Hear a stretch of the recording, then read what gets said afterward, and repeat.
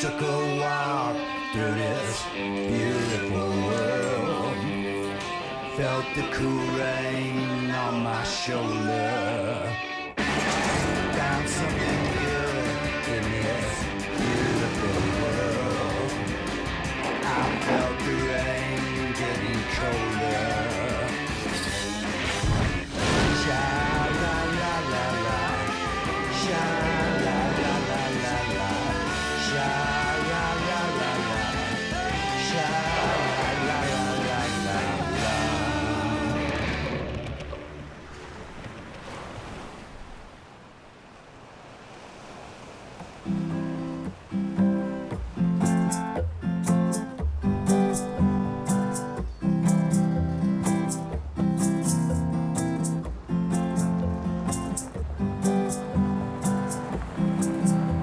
I drink up me rum and me tumble down. Me no want no gal come tingle me. Nearly a year on the road, all those miles, all those airports, infinite variety of awful plumbing. It was time for something low impact. So off to Jamaica. I me no want no gal come tingle me. This is the first time I've ever driven a car on a wrong side of the road. I mean, knowingly. How hard could it be? Oh, I get the pass on the right, too. Woo-hoo-hoo. Thankfully, we have a roll bar. But this time, a different angle. You probably know of Jamaica as a vacation paradise. But it's worth mentioning this is a divided country and has been in one form or another since the days of slavery. There's a small minority who control most everything, and then there's the poorer, generally darker-skinned majority, less connected, left out. Jamaican cuisine, a lot of it, still reflects this conflicted history. Breadfruit, saltfish, this was slave food, cheap, long-lasting, filling, introduced basically as feed. Bar, iron bar, and me no want no gal come a finger it.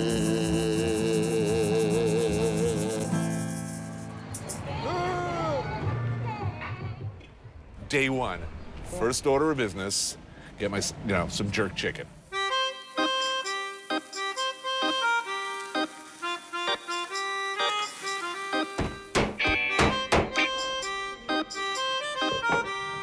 Can you blame me? No, I think not.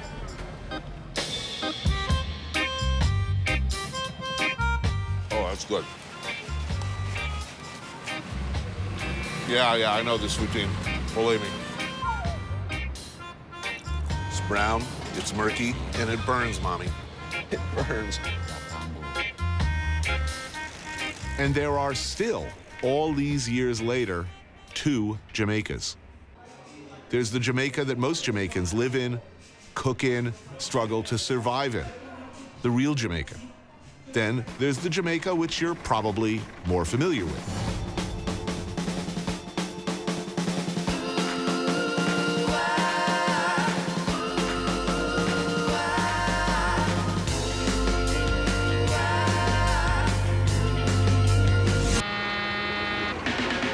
But tourists have been coming to Jamaica for a long time, when this part of the island, particularly Port Antonio, threatened to become an international jet-set destination.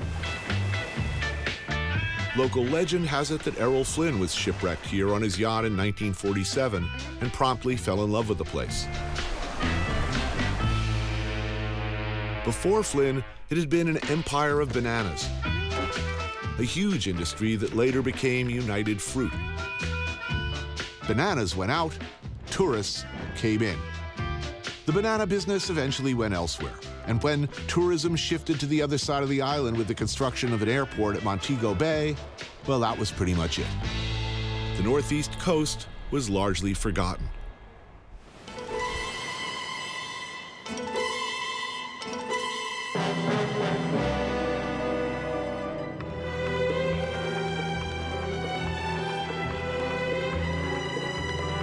It has the feel, still, of a forgotten paradise. There are those who believe that the area can come back, that it must come back, that the future is in hotels and resorts and restaurants for wealthy visitors, as it once was.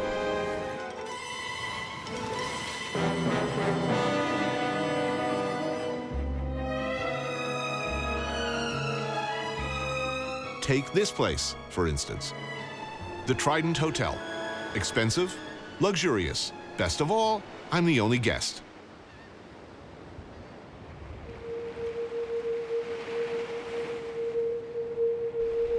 Oh, did I mention it comes with a castle? What kind of person would own a building like that? Who? Why? Then this man arrived and kind of answered that question. All of this belongs to Michael Lee Chin, local boy turned billionaire, one of the richest men in the world, and my host. He's invited me for dinner.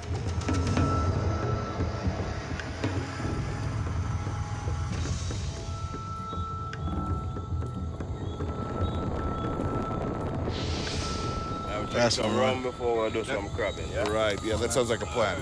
But first, we need crabs for that dinner, I'm told. Caught in the traditional style. A drink is in order. Cheers, man. Cheers. Respect. Crabbing. Crabbing. Respect.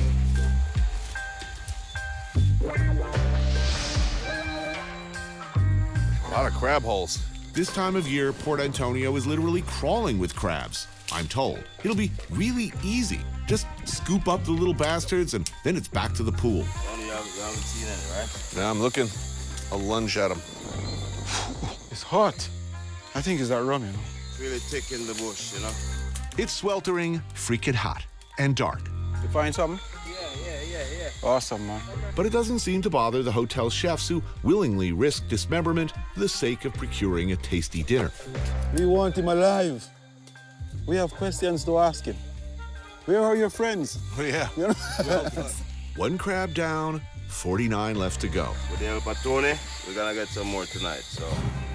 I'm frankly anxious to get this over with, so when the opportunity arises to stick my paw down into a hole where there's probably a pissed off crab looking to clamp down on my pinky with his pincers, I could care less. Nothing. No, nobody home. Oh, Hans. Ah, damn it. I think I stepped in the antness. Are those fire ants? Wonderful. Please attack my nutsack. Anything to get this over with quicker. Ah, he's running. Hey, man. Okay, I don't want to kill the little guy. That's it right there. Right and left, right and left. Whoa. Yeah. Expert. Nice one. Next. What seems like several sweltering hours later, it's mission accomplished, and it's back to home base and time to get ready for dinner at the castle, followed by a party, I'm told.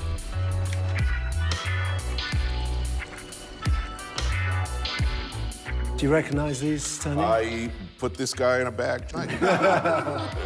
I'm joined by billionaire Michael, his partner John Baker, music producer and hotelier, John's wife Nordia, Errol Flynn's grandson Luke Flynn, and his wife Sky. You grew up in this Yes. in this area. What was Port Antonio like in the 50s? Port Antonio was, it was vibrant, banana, lots of wealthy tourists. So Port Antonio was a happening place.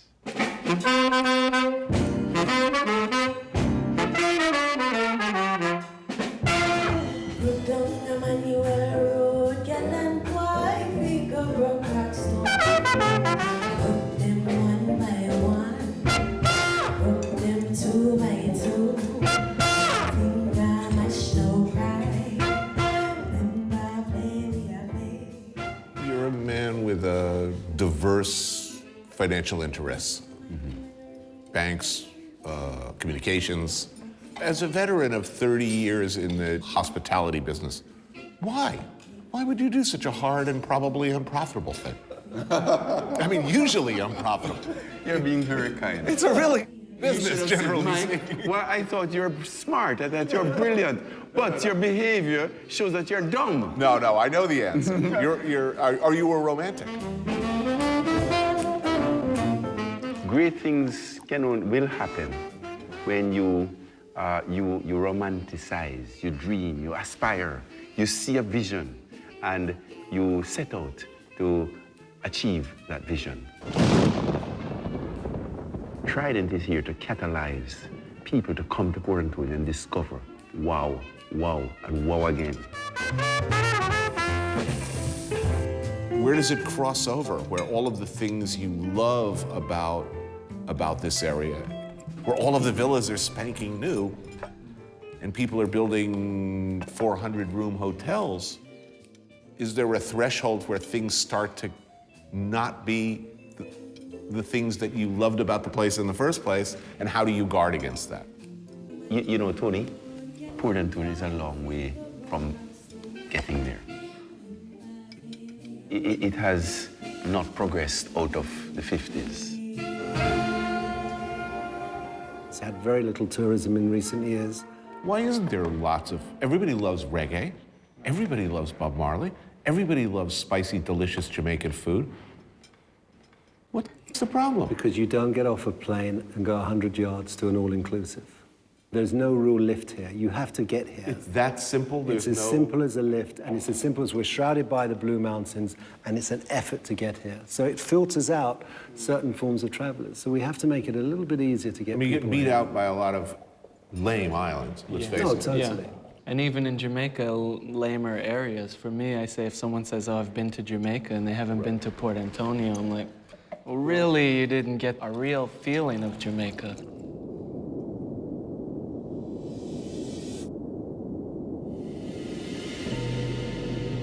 You can't go many places in the world and find natural beauty. People who are genuinely warm, where there's a strong culture of food, strong culture in terms of music, and at the same time, be able to be a part of a community, and you can be a visitor without being a part of the tourist industry.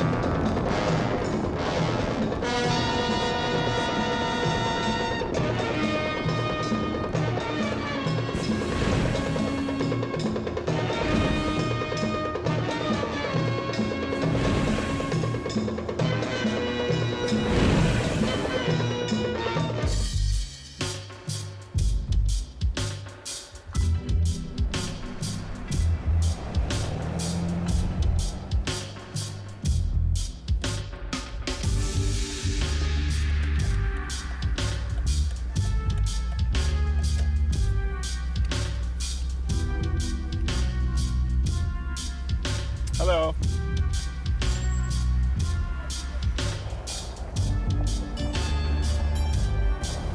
During World War II, British naval intelligence officer Ian Fleming came to Jamaica on a secret mission to investigate possible U-boat activity.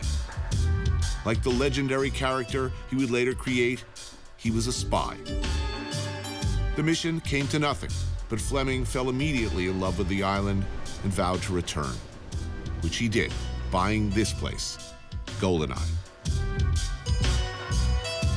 At the time considered very Spartan, a cottage, a single room really, a few smaller rooms in the back, but an incredible view.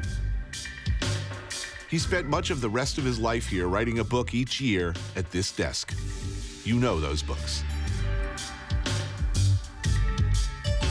Today, Fleming's cottage has been enlarged and made more luxurious as a hotel, but the original house still stands, along with some improvements. Grotto, eh? What did every young American boy want? Every red-blooded American male born in 1956. I can tell you, they wanted a grotto. It sounded pretty good to me at 12. As I got older, I started to think about these things, like exactly who was in that grotto before me becomes more of a concern as you grow up. It's like, did Ron Jeremy just leave the grotto? Am I the first one in the grotto? Has someone changed the water in the grotto? These were concerns later in life, but this was it. I wanted a grotto. I still kind of do.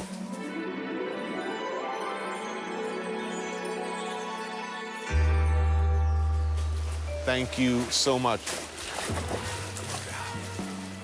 This is totally better than the Playboy Mansion. You know that the Playboy Mansion totally smells like old man ear stink.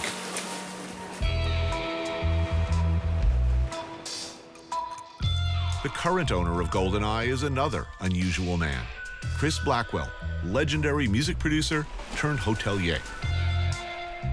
Over the years, Blackwell has expanded the property into a resort, its gates reaching right up to the fishing beach at neighboring Orcabessa.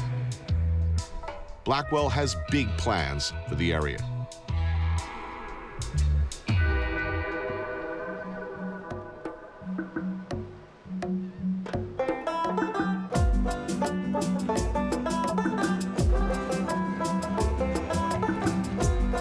The next day, I leave GoldenEye's luxurious embrace, headed into town for something, well, I just had to have. A long-time favorite. What do we have here? Oh, oxtail. Yeah, man, curry goat. Oh, sweet. I don't care whether it's the Bronx or Kingston or wherever I can get it. Oxtail, curried goat, callaloo, and of course, rice and pigeon peas. Got to have that. Man, I love the food in this country. Man, it's the best. It's such a mix. Asian. African. A lot of people totally miss out. I mean, curry goat. That's Yeah, man. It's Asian that comes stuff. from the East Indies, what they used to call. That's true.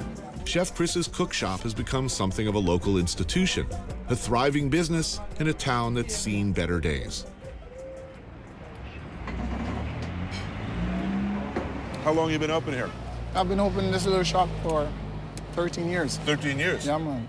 The town changed in that time or stayed the same? Well, right now, you know, our economy is not doing so good right now, so.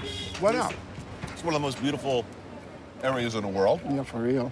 We have a beautiful waterfront. Beautiful weather. Yeah, beautiful ladies. Fantastic food. Yeah, what more could I ask for? What do you think went wrong? I mean, why would people stop coming? I guess the guys in the top seat messed it up, so they're trying to correct it now, you know? It's expanding fast. Yeah, it is. The town. It And is. they're going to be building all the way. Yeah, all the way down there. All the way around. Yeah, so. So that's thousands of tourists. Yeah, thousands right? of Probably. tourists. To be honest, I'm waiting for that moment. I don't want to think.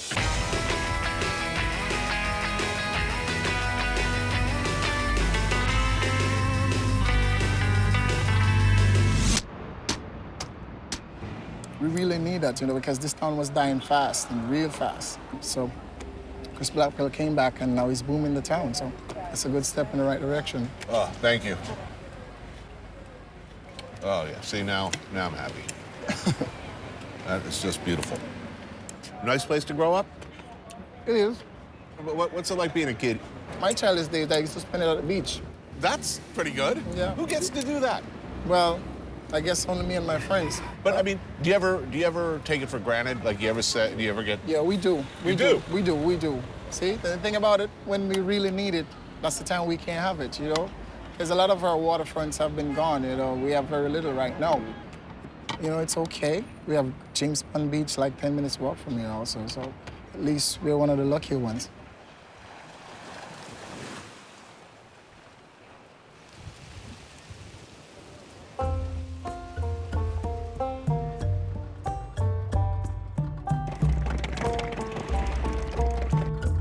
It's inevitable, of course, that next door to GoldenEye, there would be a James Bond beach. All of the Bond movies were conceptualized and written here. When Blackwell heard I wanted to visit the local fishermen, he hooked me up with his good friend Carl to accompany me. I'm here to hit Dr. Ho's, a local rum bar where one can indulge in a typical hard-working fisherman's breakfast. Rum. So we drinking rum here? We drinking beer? We drinking rum and beer? All I know, it's hardcore.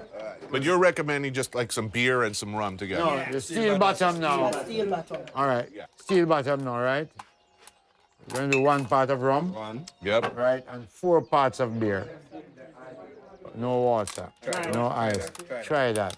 It's a steel bottom, meaning it's non.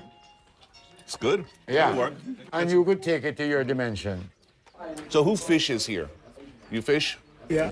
What are you fishing for? Hold on, let me get. It's multiple fishing. Right. Which will be your snapper, your parrot, your grunt. Exactly. Right. So is business better these days or worse these days? Okay. Worse. Right. So overfishing is a problem. Oracabessa is a fishing village, for now at least. All throughout the Caribbean, fish stocks are in decline, and making a living from the sea is getting harder and harder. So right here, it's actually become a fishing sanctuary. We're trying to now revive the fish stock around the island.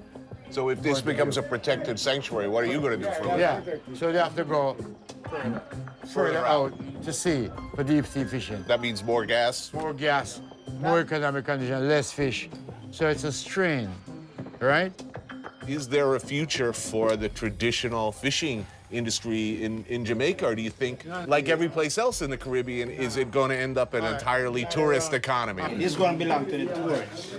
This place here, because I can tell you something. I live just up the road, lovely spot, which is on the coast, just like Chris Blackwell, and they're going to tell me that I cannot fish in there. But what is happening now? Here's what I'm kind of getting at. Rich people want to live what they see as a simple life. In their minds, they want to live the life of a Jamaican fisherman. So they want to live the life of somebody who doesn't have a lot of money. But the people who actually do that now are giving up their living and essentially entering the tourist sector. There's a certain amount of weird irony at work here. Who gets to live in paradise? Nobody. Because guess what? You got a point. And I'd like to clear up the point what you have, right? There's a lot of things going on here, right? I read a piece of paper a couple months ago that's going on down here, right? The native here don't have no beach in a few months' time.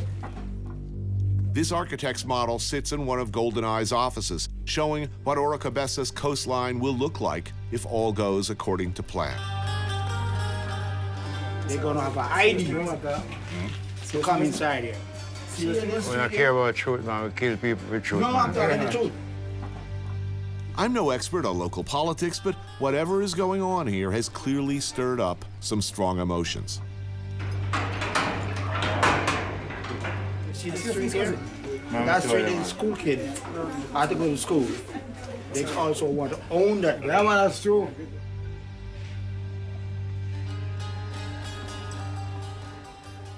That's true. It's true. Wait a minute. Wait a minute. I'm talking. Hold on. Wait a minute, Chris. Yo, just stop talk. Hold on. Mr. Stop bomb buckler talk. Mr. Stop talk, my brethren. I don't want to hear no more of that. Just cool, man. Just stop talk. Stop talk. We gotta talk really. Oi, big man, stop talk. Why? Come here. Come on, time interview. Yeah. Go back. Don't do that. No, go sit down. No. To all the program work, you see me? We just kick back and cool. See me? We can't expose yourself. See me? Ease yourself. Which is better?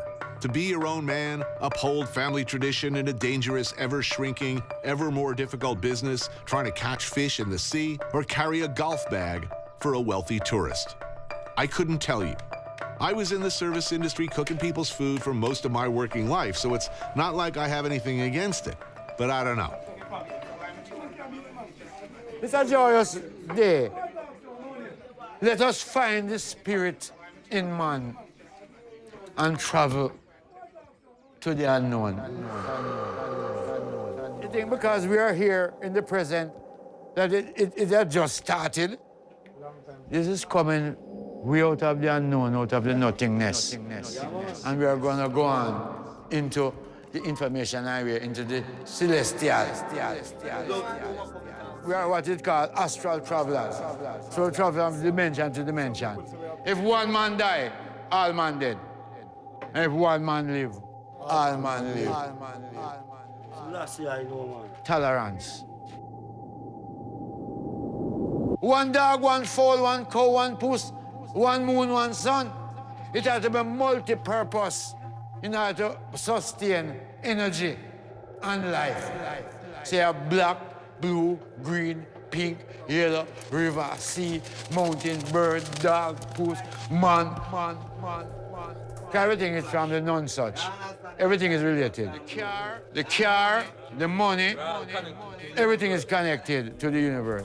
So if we as a human person does not realize how vulnerable we are within the changes of time, and the earth will not disappear, my brethren. It's I and I.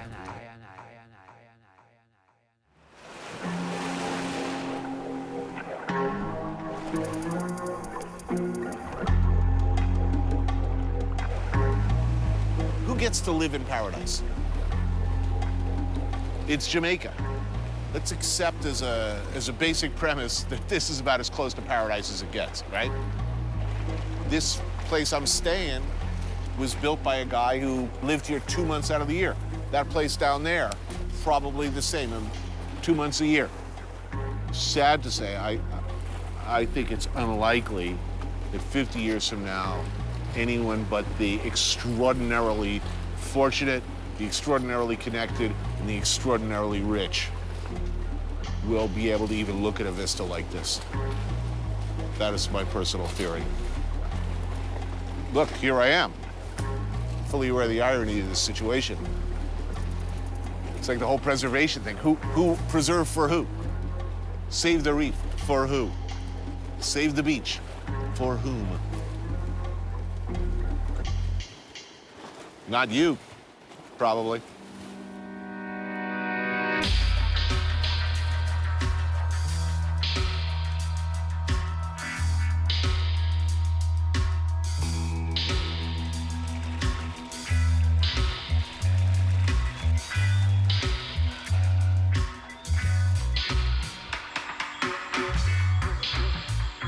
Later that evening, Blackwell invited me to his private bar, just down the cliff from Fleming's old villa. There are very few pieces of land anywhere on Earth like this, especially with this kind of legendary status. Legendary status, yes. It's Fleming, was really Bond's birthplace. Chris Blackwell is the founder of Island Records. He's credited with discovering Bob Marley and spreading the gospel of reggae into the mainstream all across the world. To the extent that one person can sort of be responsible for the soundtrack of your life, you are responsible for much of the soundtrack of my life. You signed Roxy Music and Brian Eno both, yes? Yes. Did you have any idea, signing Bob Marley, the extent to which his image alone would blow up to you know, Che Guevara level? But Bob somehow managed to touch people in every corner of the world, in different cultures, different societies. No, I never could have imagined. I don't think anybody could have imagined. It's so unbelievable. Having sold Island Records for a sum rumored to be in the hundreds of millions of dollars, Blackwell spends his time, well, doing whatever he wants. You have a number of hotel properties, rum business. Mm-hmm. What's the master plan? Or are you just having fun? Well, always is to have fun. That's part of the master plan. You only live around here one time, so I'm very excited about here, what I'm doing here. I'm trying to break a little resort town. It's something that filters into the town, filters into the parish, filters into the country, you know.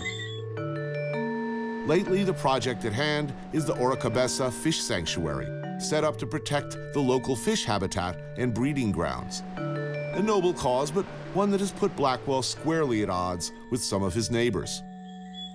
It seems to me that most people who come to Jamaica pretty much stay within the compound, you know, sandals or whatever, and don't really get out there much. It's a business model, and that business model works well for people.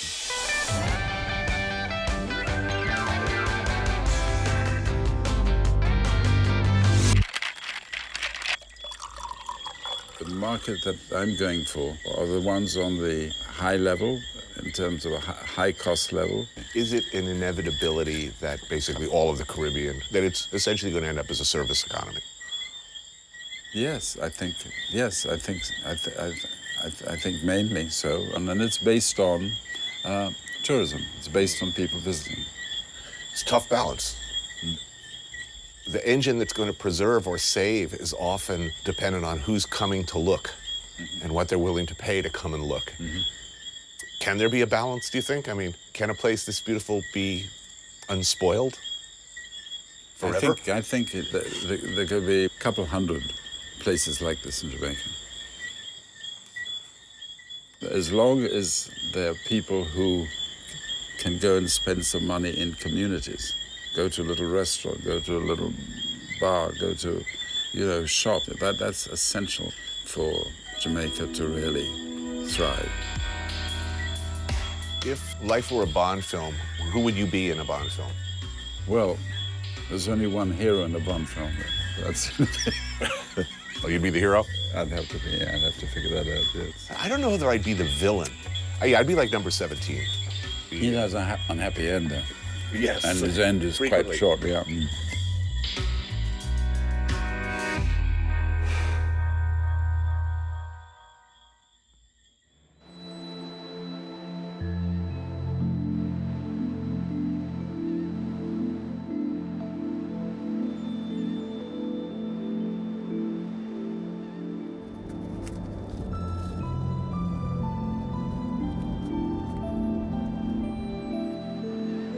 What we're all looking for, isn't it?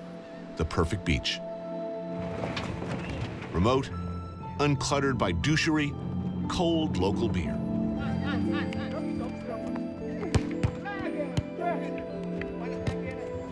The perfect end to a long and, well, bumpy road.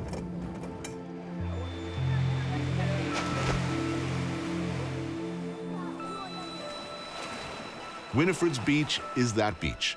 Mostly locals, a few clued-in visitors, white sand, clear, warm water.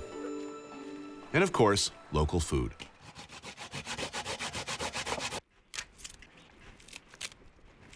This is ackee, Jamaica favorite dish. Typically Jamaica, we use it as a breakfast. Cynthia and Dennis run this place and come highly recommended. I'm told this is the spot for the classic, gotta have it or you ain't really been to Jamaica, ackee and saltfish.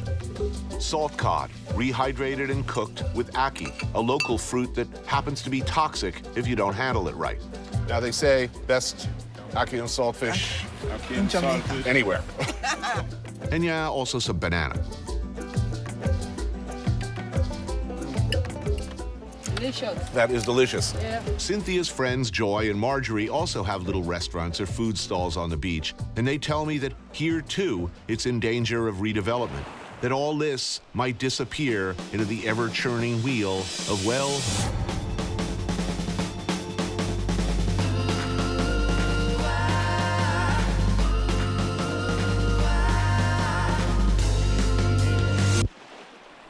Wifred Beach is a public beach. It has been one of the best beaches in Jamaica. The beach was left to give the poor people of Jamaica. So the government takes it over supposedly to make it a public space, but they want to sell it to a hotel group? Yeah, they want to make like a resort. There are a lot of islands in the Caribbean where you're not allowed to own a beach, meaning all beaches are public. Even if it's a really exclusive hotel, at least theoretically, anybody can go. Right. Here it's different. Here, if you can buy a house and the beach, you can. If you're a hotel, you can make it a private beach, meaning they don't let the locals on or vendors or anything. They can keep people out. Right. So how many public access beaches are there in this area? Just one. This one. And that's it. No more. No more beach. We have other beaches around, you know. We have like Blue Lagoon, which is a private beach. Dragon Bay, private. And the Sansan is private. So this is the only public one, you know? Yeah, what happens if, I mean, that would be sort of ridiculous if Jamaicans can't go to the beach in Jamaica. Exactly. There are two sides to every story, of course, and the government, for its part, claims locals will still have access to their beach. We don't trust them, so we do not believe what they said. They want to get us off, and like cause 6, 7 years they don't do anything on it and close it off. Right.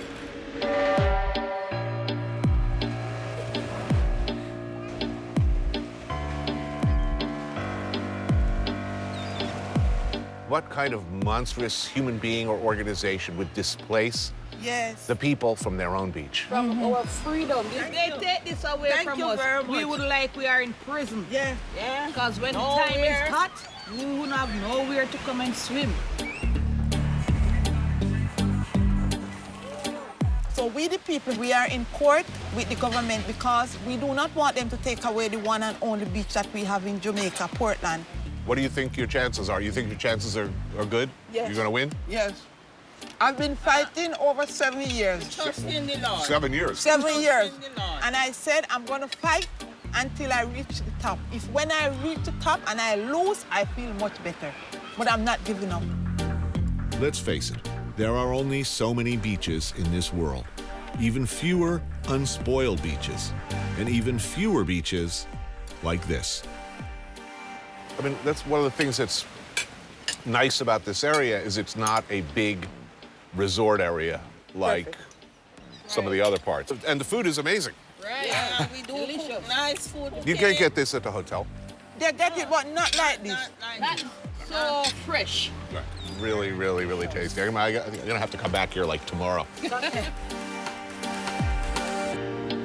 Whenever people come here and they have problem, they go to the sea and they look over there in the ocean, and when they're finished, they never have a problem again. It's go right in the water and down. This is our medicine here.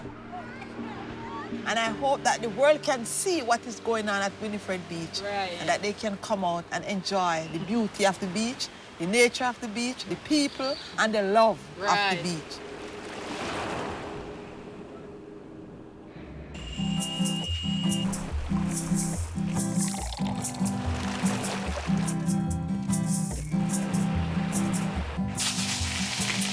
Next day, and I know where I'm going. Run the mongoose, mongoose your name gone abroad. Because you never know. Because it may not be here that much longer. Not like this, anyway. Your name. Sun, sand, rum, and ting. And some more food. Put it in him left foot pocket, run the mongoose. Oh, yeah.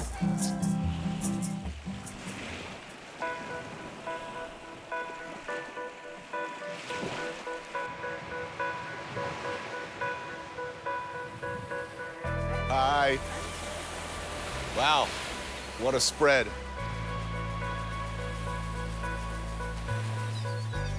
I'm not going hungry today. Beautiful. Thank you. I'm so excited.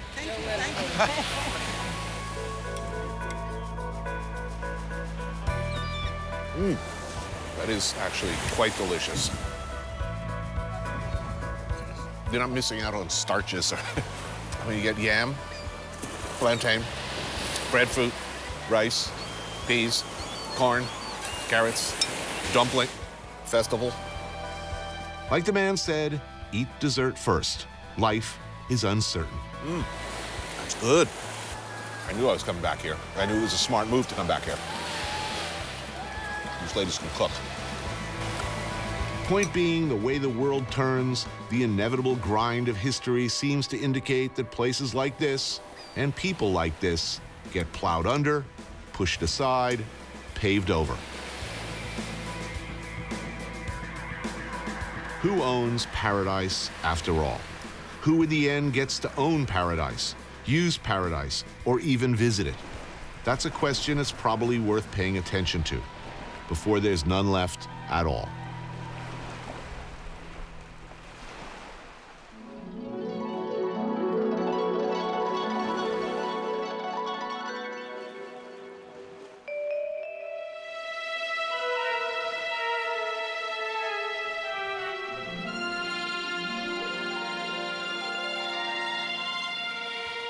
How do you do this and be a good person? I don't think you can.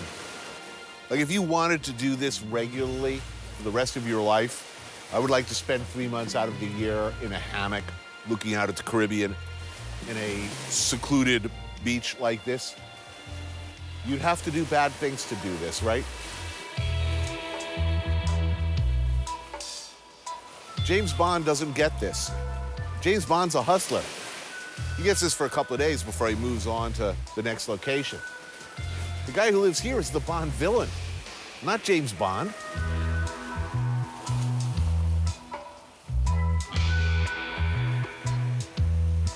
Ian Fleming was much closer to like Blofeld or Hugo Drax.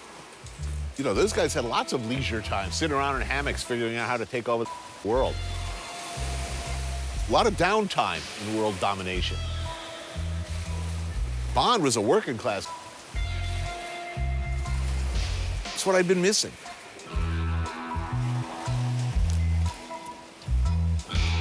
All right, go wide. Summon the robot piranhas. Where's my cocktail?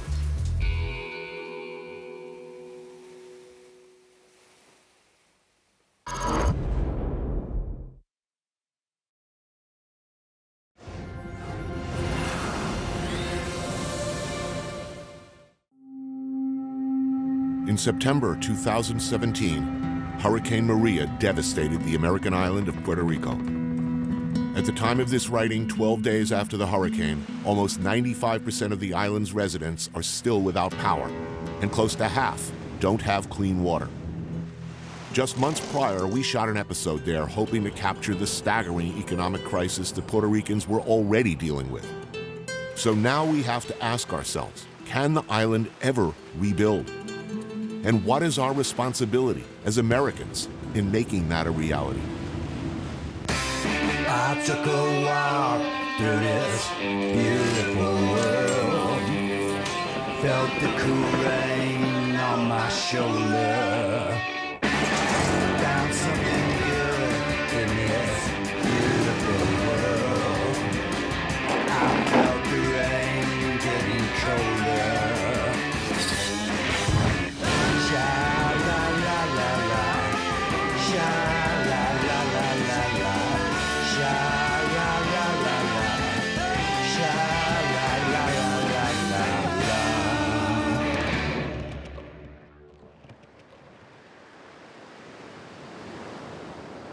It's the American dream, right? What so many of us work for, sell our labor, or pieces of our souls for. An island in the sun. Preferably one where they speak English and the dollar is accepted everywhere. Puerto Rico, it's America, right? It's ours, and we've held on to it fiercely at times since 1898, after taking it by force during the Spanish-American War.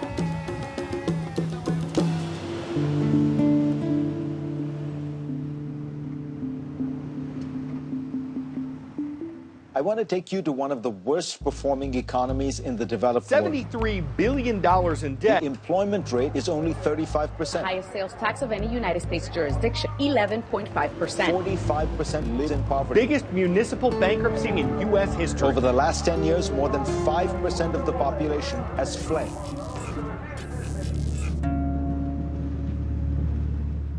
But what's it like for Puerto Ricans? For the people who live here, whose families have lived here for generations? Many have left for an easier life in the States. More keep leaving, but not all. What do you write about most of the time? What do you cover? Right now, I'm covering a lot of politics. Journalist Hermes Ayala is one of those diehards who's sticking it out. The more I've done investigative and political journalism in Puerto Rico, the more I feel a responsibility to stay here and help out my nation.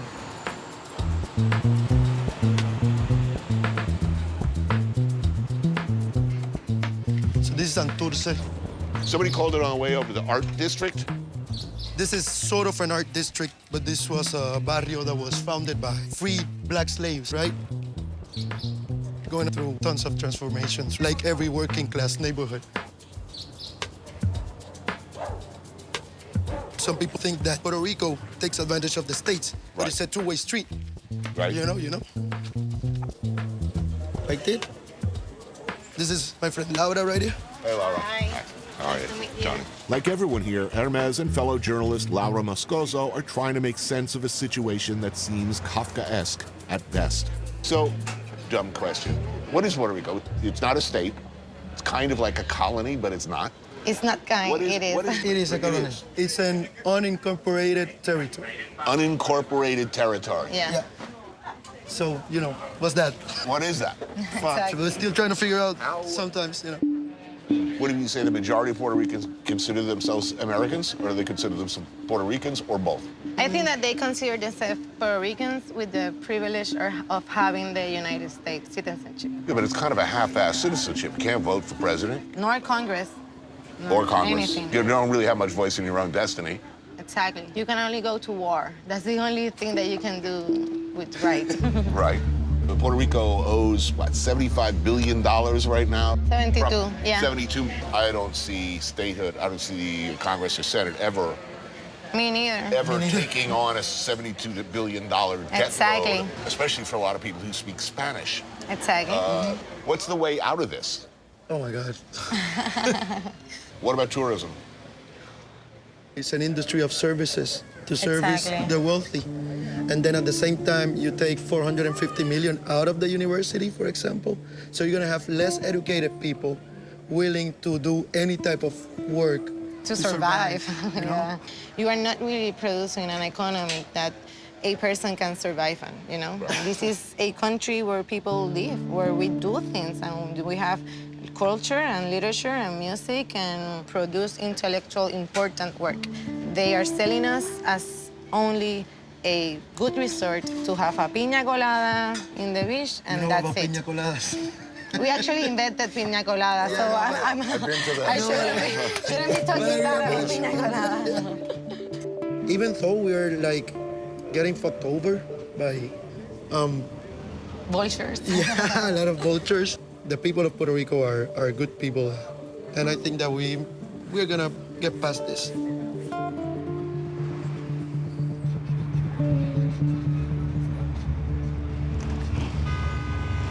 The situation here is truly grave. So how exactly did Puerto Rico find itself so deeply and seemingly irrevocably screwed? In the early 70s, things were looking pretty good for Puerto Rico.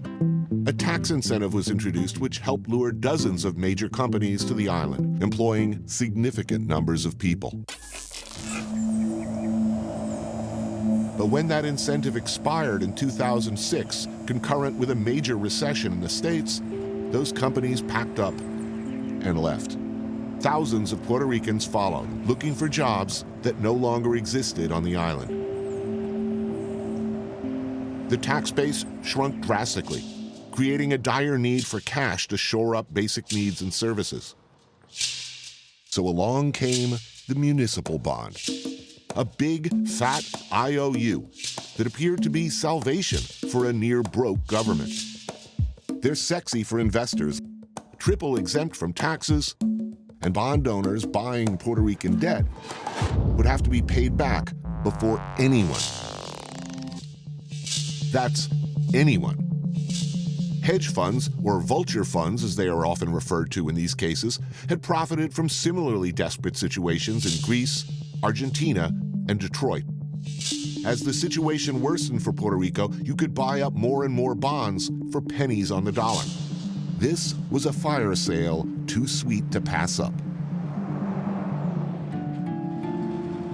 And the resulting insurmountable debt? It means drastic austerity measures determined by an unelected board who have near absolute power to raise taxes, empty teachers' pension plans, close down schools, hospitals, basically squeeze every dollar out of Puerto Rico to pay back the funds. Every Puerto Rican is being made to feel the pain. I mean, I know know schools are closing, yes? Last year, 240 schools closed. Last in year the last alone. 2 years. This year, there's a list of 300 schools that are in risk of shutting down. Born in Puerto Rico? I was born in Chicago, Illinois. In Chicago. My family came back mostly because our family was here. Puerto Ricans want the family to stick together. If you can live close to each other, the better. I decided to stay because I wanted my kids to grow up here. Better times. Better times, of course. What changed? The government took too much loans and couldn't pay them back. So they kept putting taxes on the people, the working class people like me, and we cannot pay them. Like many professionals here, Liza Fournier Cordova would likely have an easier time of it in the States, but she chooses to stay.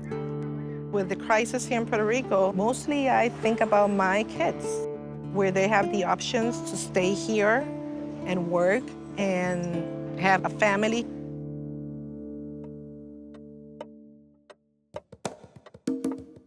Okay, so where are we?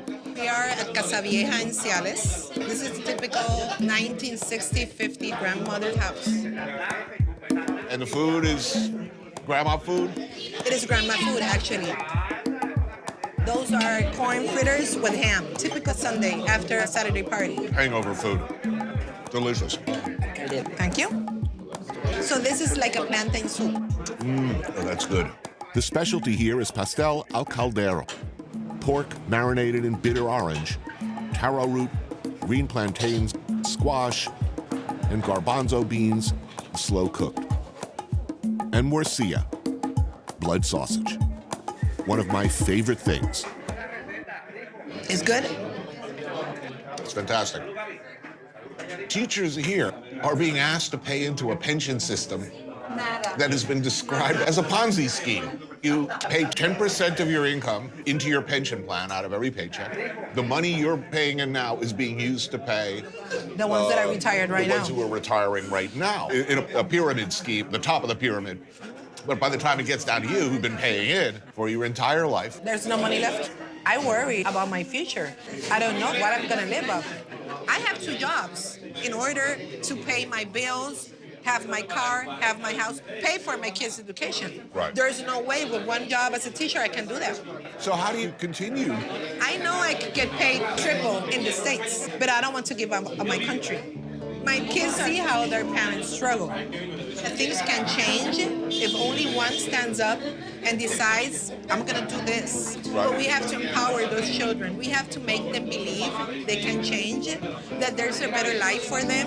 And I'm getting emotional because sometimes I feel that I failed. I cannot save all of them, that's the truth, but I can save a lot, and that's my job.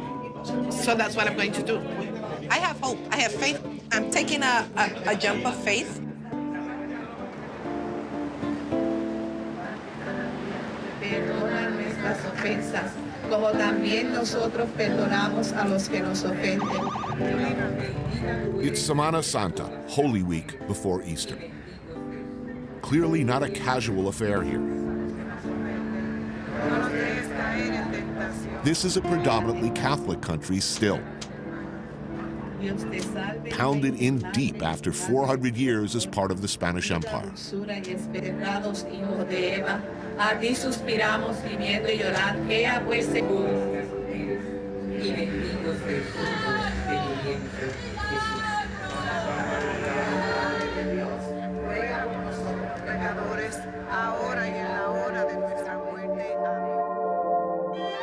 Today, the flag of the Commonwealth of Puerto Rico waves proudly beside Old Glory.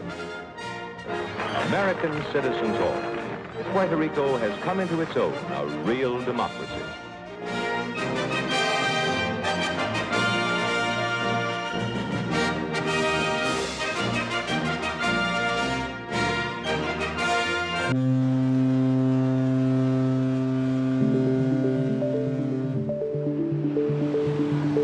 More than 100 years under the wing of the U.S. has left Puerto Rico without any real economic engine beyond tourism.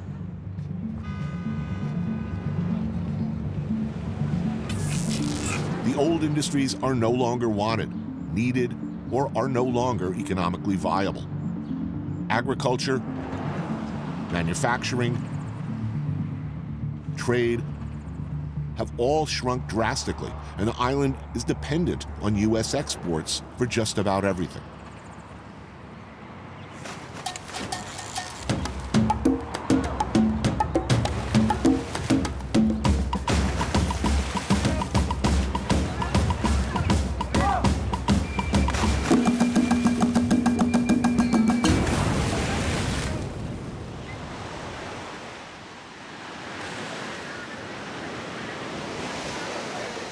So where are we? We are in Loíza. After the liberation of the slave in the island, this is where all the Africans and the slaves get together and establish themselves.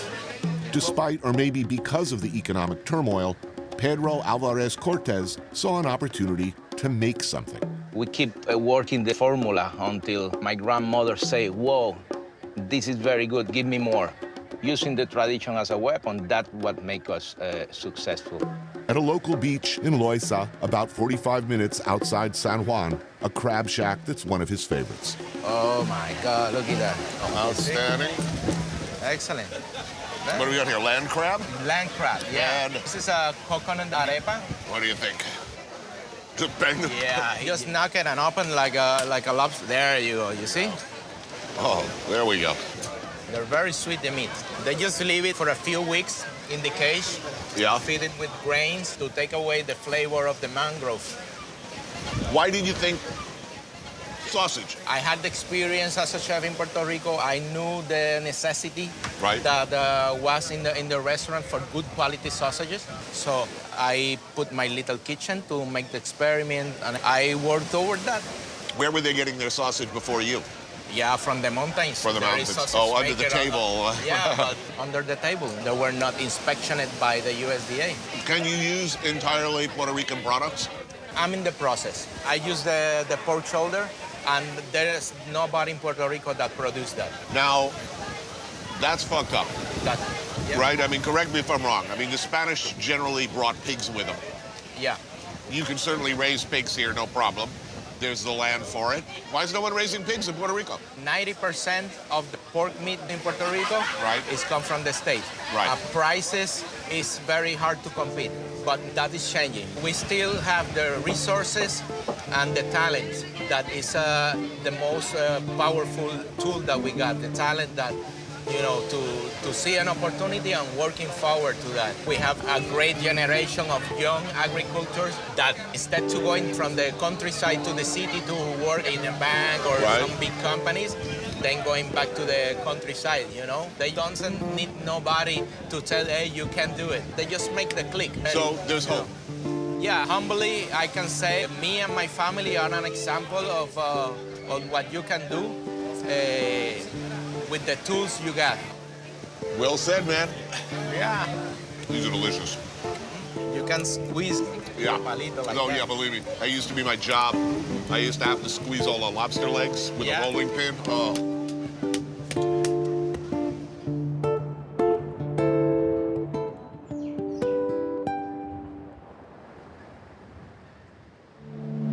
Puerto Rico is still inarguably rich in one thing: natural splendor. Beautiful views, unspoiled coastline.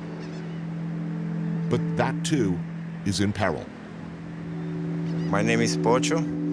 I'm born and raised in Aguadilla. This space is so special to me personally because, yes, I'm a surfer and I've been surfing here all my life. I want my son to be able to keep coming here so open, so free of all of these pollutions, all this mayhem.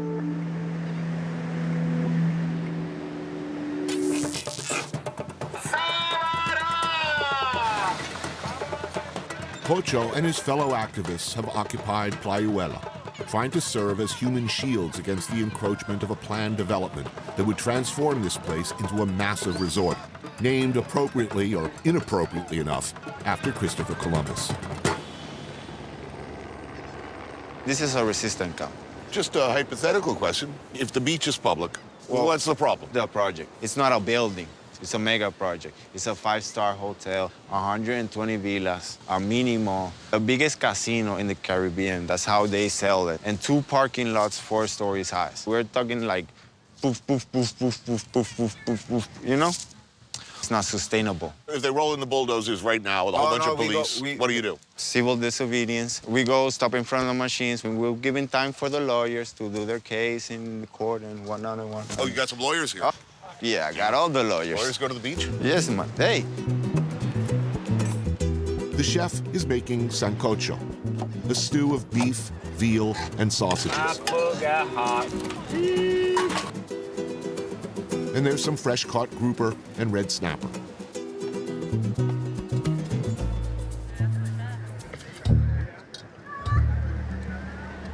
There aren't many places left like this. Exactly. That's the point. That's worth Keep it and something. preserve, yeah, exactly. The tourism business in the Caribbean is going through a lot of changes. In the short term, developers and construction get paid a lot of money for pouring concrete. But everybody's going to be going to Cuba in a few years. Let's put it that. Why? Because it's unspoiled. They haven't fucked it up yet. So that's why we have to start talking the same language. You said it, profit. They talk profit, right? Let's show them that there is profit in nature unspoiled. That reef back there provides us with millions of dollars worth of services, fish, tourism, protection from hurricanes, annually. That produces a service to us as a community. So if you all of a sudden destroy this, you start losing money. Could you conceivably settle for a revised project? Meaning, okay, no casino, no giant hotel, an eco-lodge for super rich people. In Nicaragua, they have a lot of these things that are developed around communities. Costa Rica, you know, and places like that, you know, the government is conscious about the environment and the amount of money that that environment and the ecosystem brings to the economy. Do you have any faith in your government at all? No.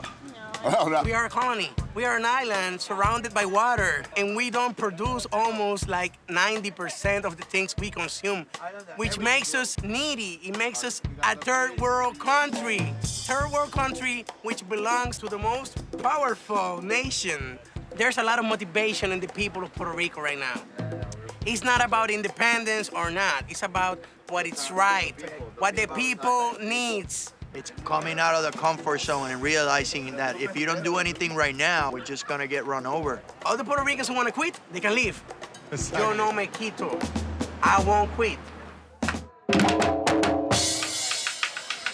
Del patio celestial llamaron a Caridad porque se formó la bomba y no tenían con quién bailar. Del patio celestial. Puerto Rico is, of course, easy to love. I sure do.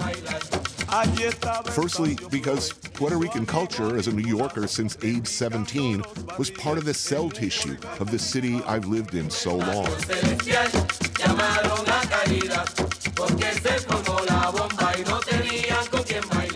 There are many layers to the culture here.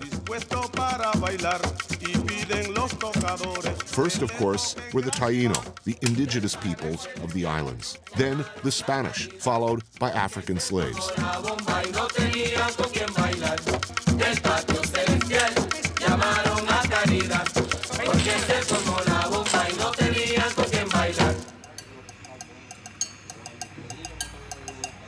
This tradition probably goes all the way back. Look at that.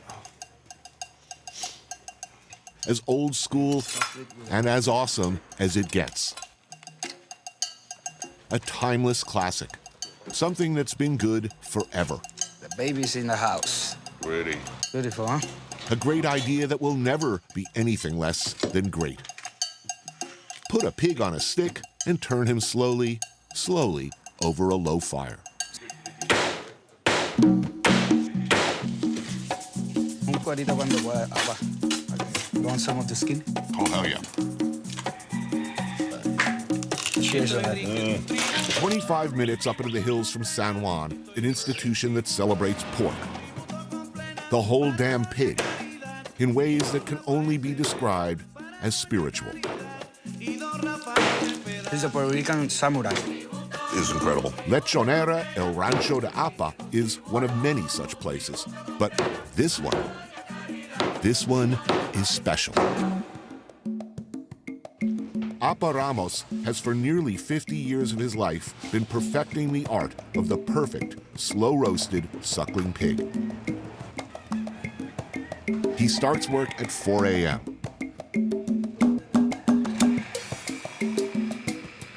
It takes 6 hours on the slowly turning spit to get it right. Pure knowledge, rotation, fire, time, mastering the heat because there's no thermometer or anything. And you can see it, like it's really crispy, but still really, really juicy. It's incredible. Whoa, what's that? That looks good. That's got stew. Right. I use all the inner parts. It's one of my favorite. Apa's sister, Rosa Maria, begins her day making gandinga, a traditional stew made from pig's heart, liver, and kidneys. That's really nice. Now, how's business as the economy has been tough? Do lechoneras feel it, or people are always going to buy that? Everybody has felt that. Lechoneras, restaurants, food trucks, everybody. But whole hog is like more a family gathering. This is something so classic. I think that they're the least that they're gonna feel it. Chef Javier Pacheco favors Puerto Rican dishes and ingredients that have been largely forgotten. When you go to another place and they tell you, yeah, I went to McDonald's when I went to Puerto Rico. That sucks, I hate that. Because we have a lot of really good stuff here. And it's our job to keep it alive and show it to the world. And say, hey, we are more than a fast food. We gotta go back to farming. Because you don't want to be buying everything from We shouldn't, of course. In my restaurant, I started 6 years ago with just 2 farmers. Now we have more than 15, 16 farmers. It's like a chain. You go to many farmers and you ask them like, this type of root vegetable. And they don't have it because people stop buying the local root vegetable because the imported one is a whole lot cheaper. And that's all they have in their mind. But if you go to a farmer and you tell the farmer, I'm gonna buy your product, the farmer is gonna start having the product. Paying more is a hard argument to make when people are struggling. But if we don't change our mind, Tony, I don't know what's gonna happen with the island. Do people listen if you say, look, it's not particularly patriotic. You're not helping your country by eating at McDonald's or shopping at Walmart? Yes. Yeah? But like I tell you, Tony, we have a lot of different types of Puerto Ricans. We have this Puerto Rican that, yes, I love my island, but they don't think more ahead. They simply think, I'm happy with what I have. That other type of Puerto Rican, they know that it's gonna be hard, but they wanna grow, wanna keep running, wanna stay here, wanna develop what they have in the island. This is a good argument for it, man. This is incredible. Yeah. We'd eat this all day.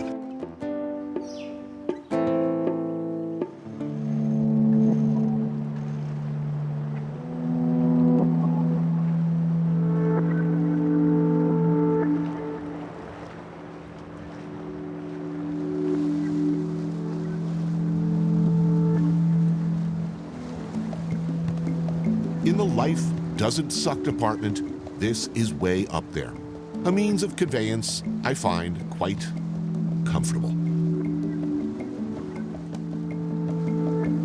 Barefoot and a bit drunk, pleasantly burned by the sun, lunch approaches.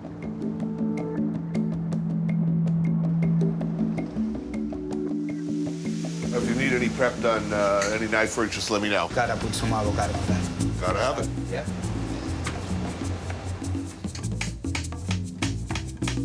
First time using a knife? It's been a while.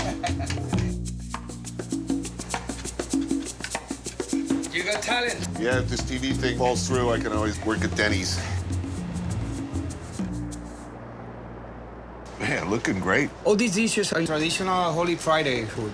This one is salted cod, marinated on coconut milk, and then we seared it with some root vegetables and boiled eggs from our farmers. Here we have the escabeche. The escabeche, yeah. So like fried fish, marinated or It's pickled. fried local mackerel, and then I roast all the vegetables and cure it for at least a week. Oh, the saltfish is good. Yeah. The coconut milk really takes that salty. Mm-hmm. Damn, who made that avocado salad? It's awesome. No, the chef is awesome. Yeah, I don't know.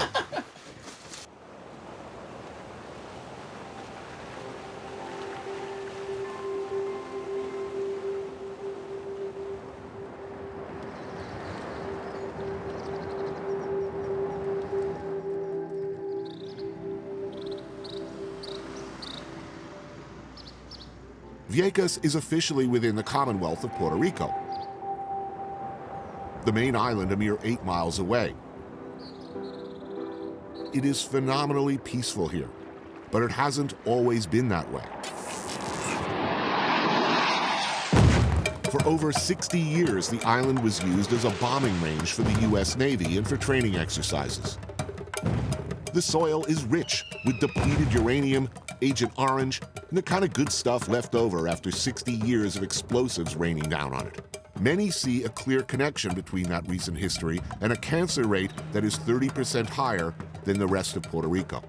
While the Navy works to clean up what it left, Vieques tries to deal with the financial crisis in its own ways.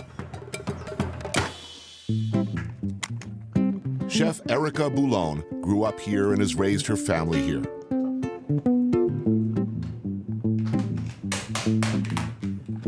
She invited me to a meal at her home. Joining us are her mother and son, Carlitos, her 2 nieces, and her best friend, Elda. Now, where was the bombing range? Pretty close here. 2 miles after this? Maybe less. Yeah. This was part of the Navy land. When did the Navy stop using Vieques as a bombing range? 2003. 2003. Well, that's not that long ago. Yep. Yeah. So you'd be eating lunch and you hear boom, boom. Basically. Yes. Yeah, sometimes.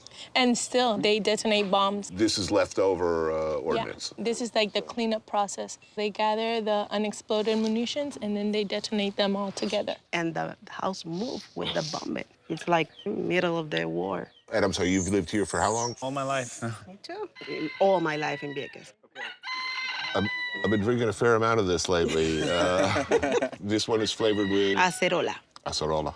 All right, who's joining me? Yeah. Adults only. Salud. Salud. Good. Good. I'm not driving after this. Lobsters with mashed tortilla and yuca from the garden, conch salad, and coconut arepa.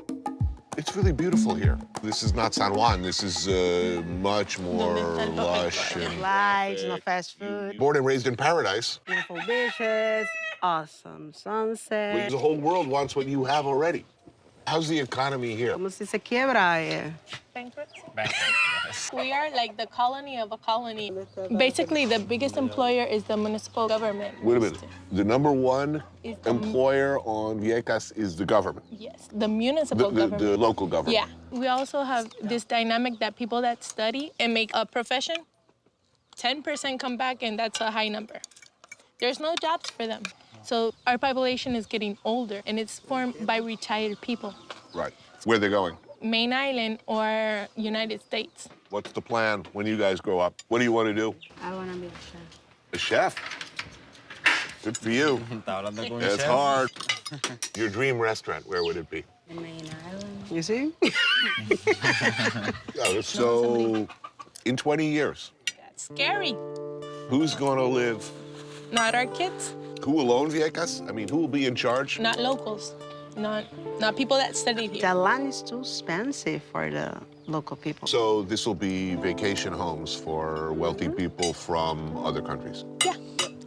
So, yeah. Who will save Puerto Rico? Who will save Vieques? It ain't going to be Big Daddy America. It's ourselves. Or how? How? I don't know. I don't know how.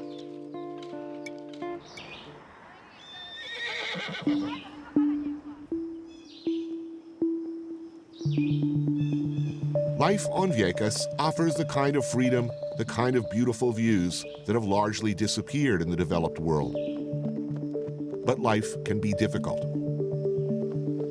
There is little agriculture or economy to sustain the people who live here.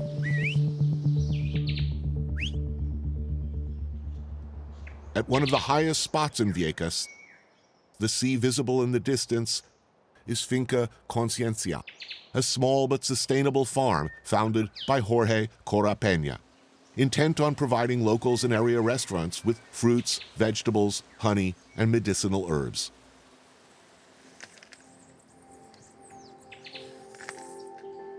My name is Anelisa Perez Quintero.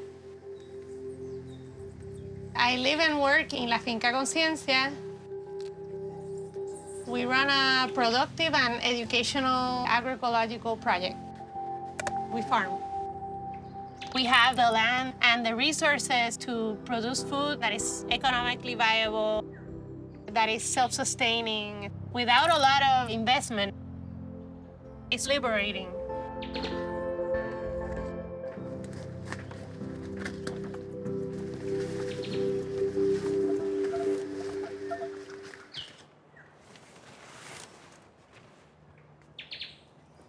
Jorge cooks lunch.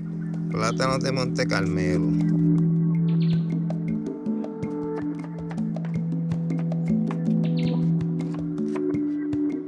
Mero, or grouper, stuffed with lobster and white eggplant.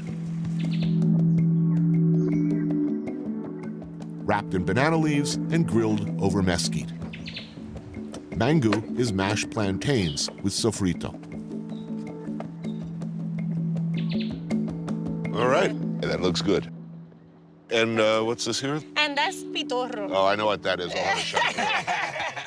Actually, we call it lágrima de monte, like teardrop of the mountain. Will I be crying afterwards? Maybe. It's very intense. Salud. Salud. How long have you had this farm? How long have you been doing this? Jorge started the farm around 10 years now, but the farm was originally part of the area that the Navy took. Oh, yeah. And so it's part of the rescues that happened throughout the 80s, 90s. Farming is difficult work. Yeah. So why? My mom would ask the same question. She was like, what are you doing? Are you quitting your job that in Puerto Rico it's really hard to find a good job? But I think that farming is the most practical thing that we can do in the midst of a crisis. That is something that is going to create work, it's going to help the economy. It's a blunt question, but can you make money farming? In Puerto Rico, it's still a challenge because obviously we get a lot of food that's super subsidized from the U.S. But then people who are our neighbors are like, I'll pay more. Like, how much is it worth? You know, people really value their work when they see that we're working. It's part of my it. statement. It's part of educating people. Since our generation, that supermarkets, hypermarkets. We were consciously stripped away from farming. People were forced out of the country to be able to work in all of these maquiladoras and everything. Kids here were completely disconnected from, and my generation, from where things grow. Like, we do an exercise with local schools, and kids here draw a plantain growing like a lettuce. I mean, the last thing in the world the States wants is for Puerto Rico to become sustainable, because that means you're going to buy less stuff, less snacks, less Pepsi, less American products. We don't like that. If we don't have our own food supply, we can't even think about really being able to govern ourselves. Really, if we can feed ourselves, we can free ourselves. Bueno, uno, ciertamente, el propio mensaje es uno. He says that the message in itself is you, no? Like, to start with you, to teach by doing, by the work, no?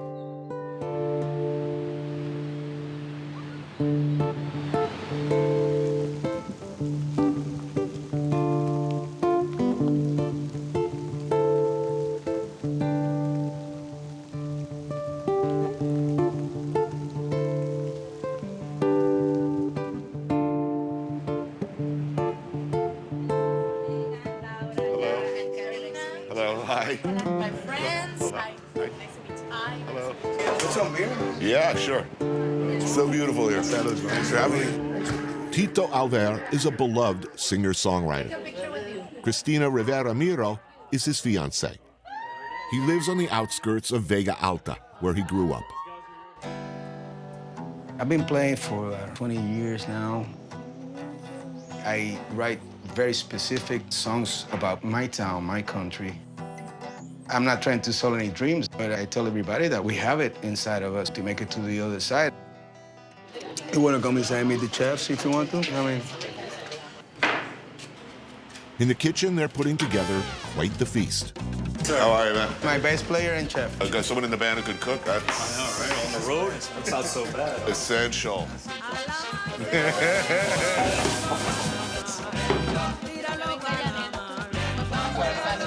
Salud.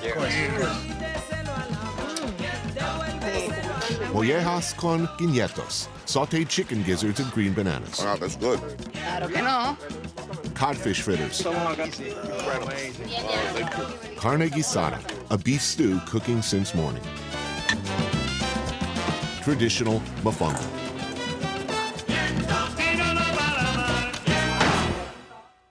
This is like a blue collar food, you know, and these guys do a nice twist to it.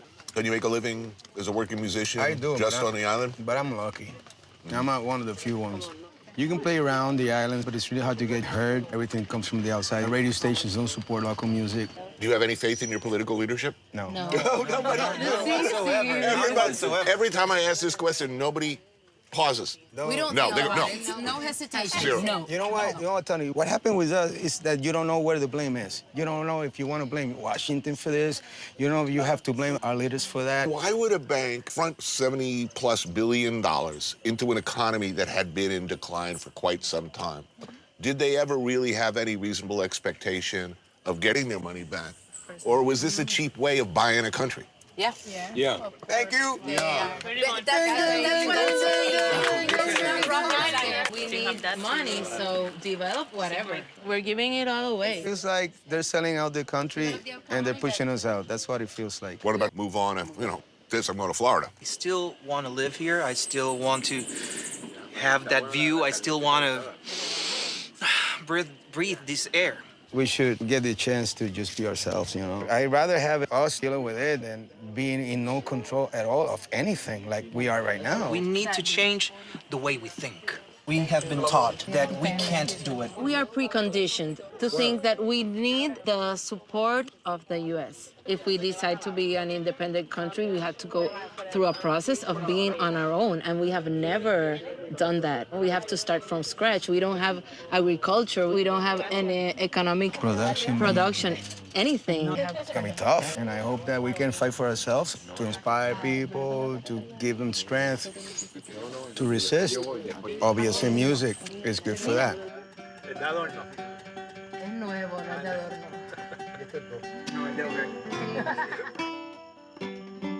Salimos de aquí, de la orilla del camino. Salimos de aquí, de un paraíso perdido.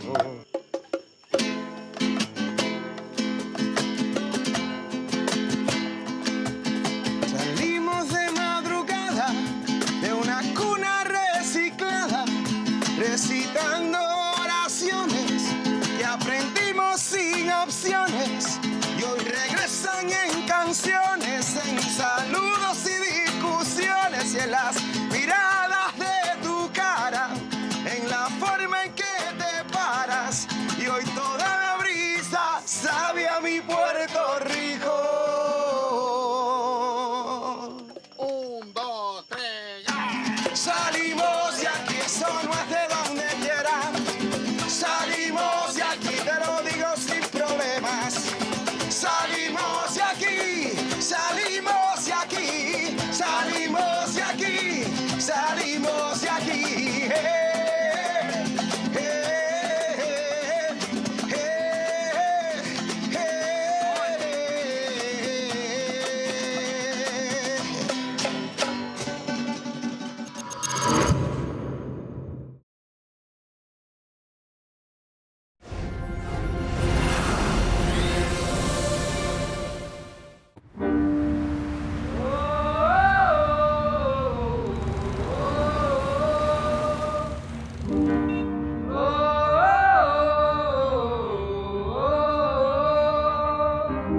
There's Trinidad and Tobago. One country, two very different islands, two very different places.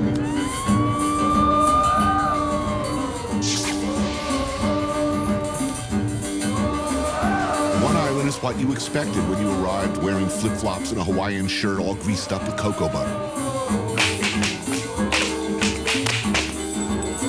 The other ain't about that at all.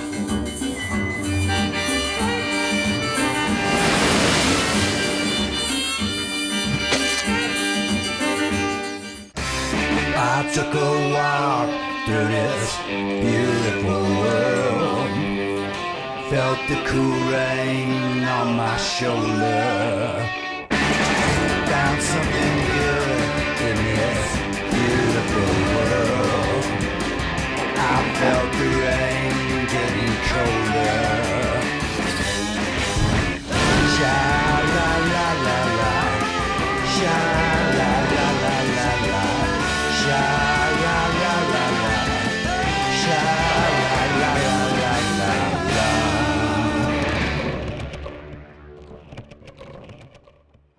If I had the choice, I would choose to live back when Calypso brought the news. If I had the choice, I would choose to live right back when Calypso brought the news. No more reporters, no anchormen, no recorder, no pad and pen, no nosy cameras to point and shoot, no reading to cross out the truth. Many visitors come to Trinidad for one thing and one thing only, Carnival, which locals say is the biggest party on earth, a pre-Lenten festival of costumes, food, copious drinking, and the kind of dancing you better be good at before trying in public. It's almost 2 months before the party officially starts, but here in Trinidad's capital, Port of Spain, the carnival season has already begun. I thought it was a pity that you went here during the peak of the carnival season. I'll tell you something really terrible about myself. Like, I've never been to Mardi Gras, Carnival in Rio, any kind of carnival. Like, large numbers of strangers swarming through the streets, dancing in uniforms. Doesn't do it for you? No, some of my deepest fears are having to dance or sing in public. Either of these would be terrifying. So this seems like a situation where that might come up, you know?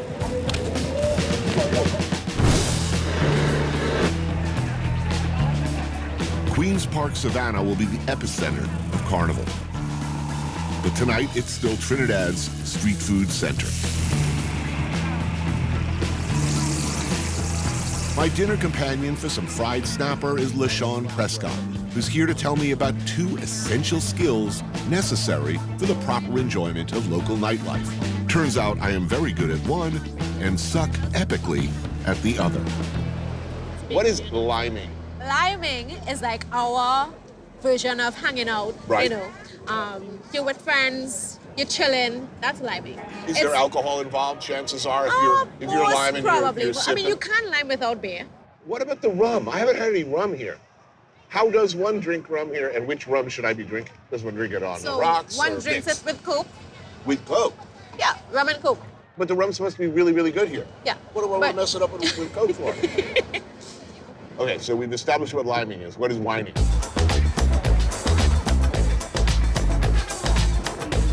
The technical term is the circumduction of the hips. And it's a style of dance.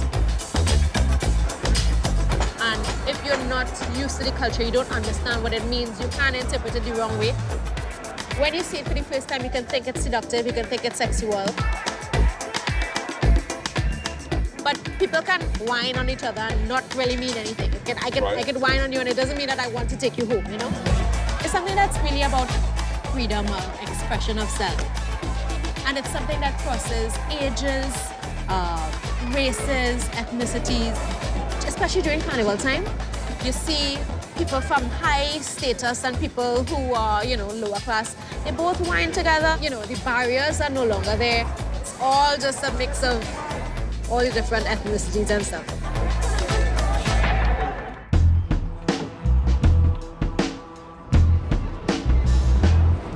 The faces you see in the streets are African, Indian, Chinese, Middle Eastern in features, and every shade of mix in between. This patchwork of ethnic identities and colors is a direct legacy of Trinidad's colonial past. Located at the southern end of the Caribbean Sea, 7 miles offshore from Venezuela, Trinidad and Tobago have long been important ports of call.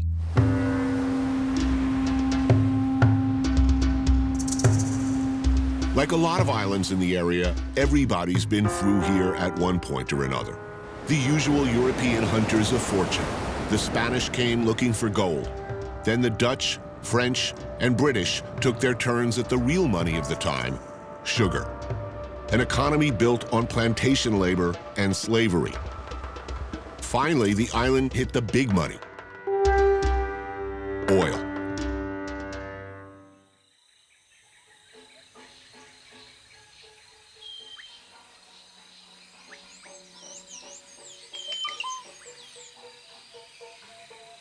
A pair of seemingly unrelated events had a big impact on the island's musical culture.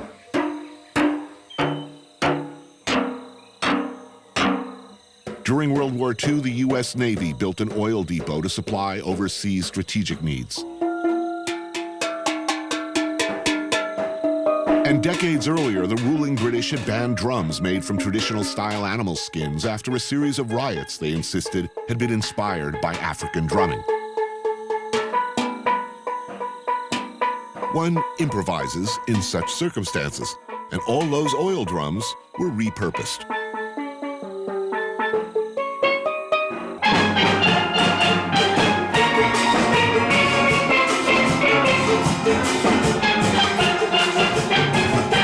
This is Phase 2, one of only 11 large steel bands taking part in the worldwide competition Panorama that happens in a few weeks. Winner gets 150 grand. They've taken home the prize 7 times, in no small part due to this man, Lennox Bugsy Sharp.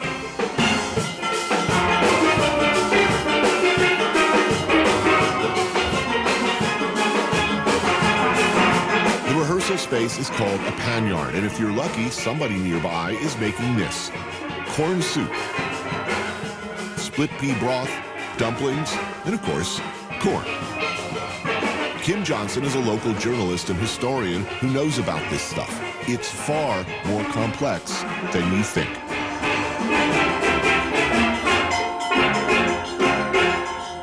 Wow.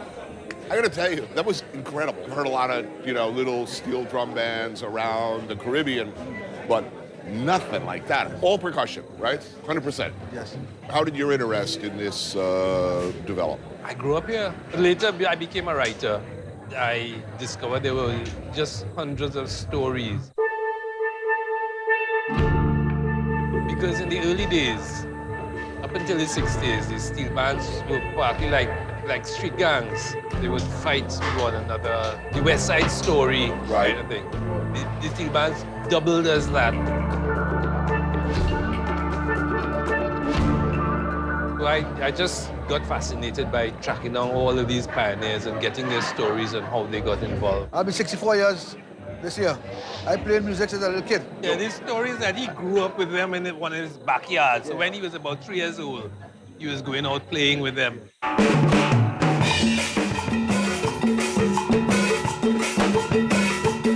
Bugsy composes his pieces by layering different types of drums on top of each other. The engine room, made of unpitched percussion, lays down the groove.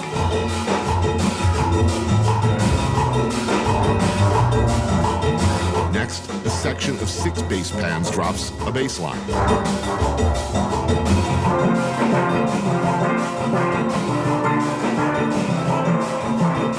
The guitar and cello pans add harmonies that sound like strumming.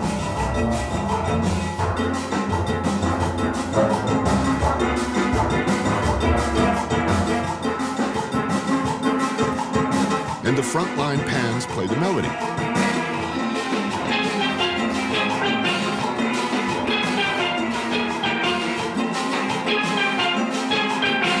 The result, a symphonic wall of sound.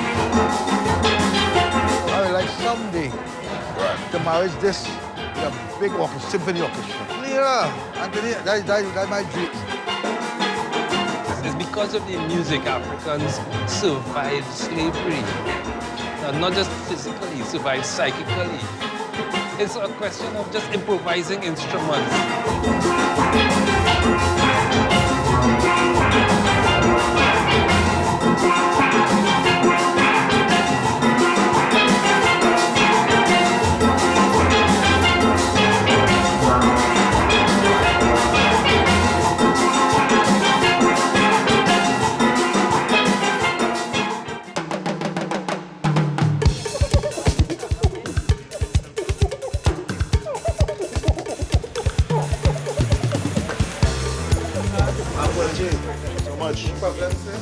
Holy crap. Okay, this is a challenge. People keep coming up to me in the street. The first thing they say is, have you had doubles yet? Did you get a doubles yet? So, I'm eating doubles, all right?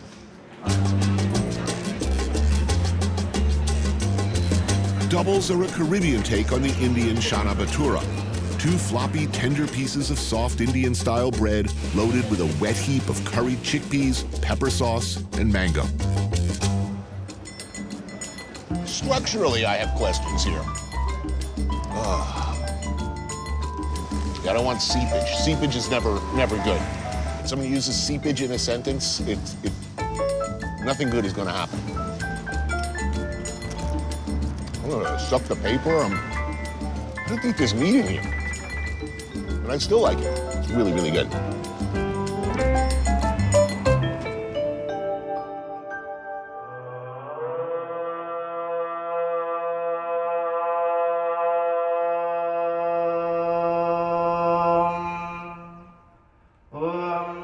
A half-century after Trinidad became independent of the British Empire, there are surprisingly few architectural remnants.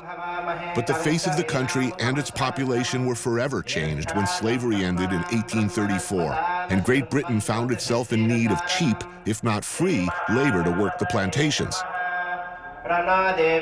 They found it in East India. At the abolition of slavery, the plantation owners desperately needed to find labor to fill the void created by the slaves who turned their backs on the plantation for obvious reasons. And they looked around, they tried Portuguese, they tried Chinese, they tried many communities until they found out that the Indians were the best suited because they were already planting sugarcane in India successfully. Between the end of outright slavery and the beginning of World War I, 150,000 indentured servants were brought here from India. Indentured servitude is slavery by another name. The people brought here from India were bought, sold, and treated like property. But we're told that if they completed 5 years of often backbreaking labor, they would be set free.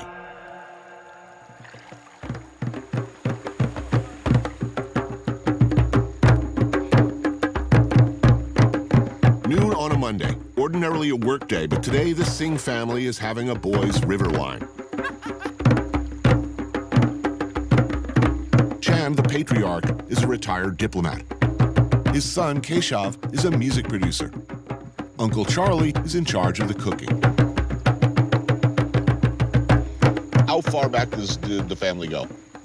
This family is going back to 1845. 1845. Those were hard times. Life was not good for the family in India. There was poverty, there was wars and all sorts of things. And yes, they came into real hard times here because the indentured immigrant from India replaced the liberated slaves, and the conditions were not very different. Difficult times, but it was a means to social mobility and away from their situation in India. We are products, descendants of that generation.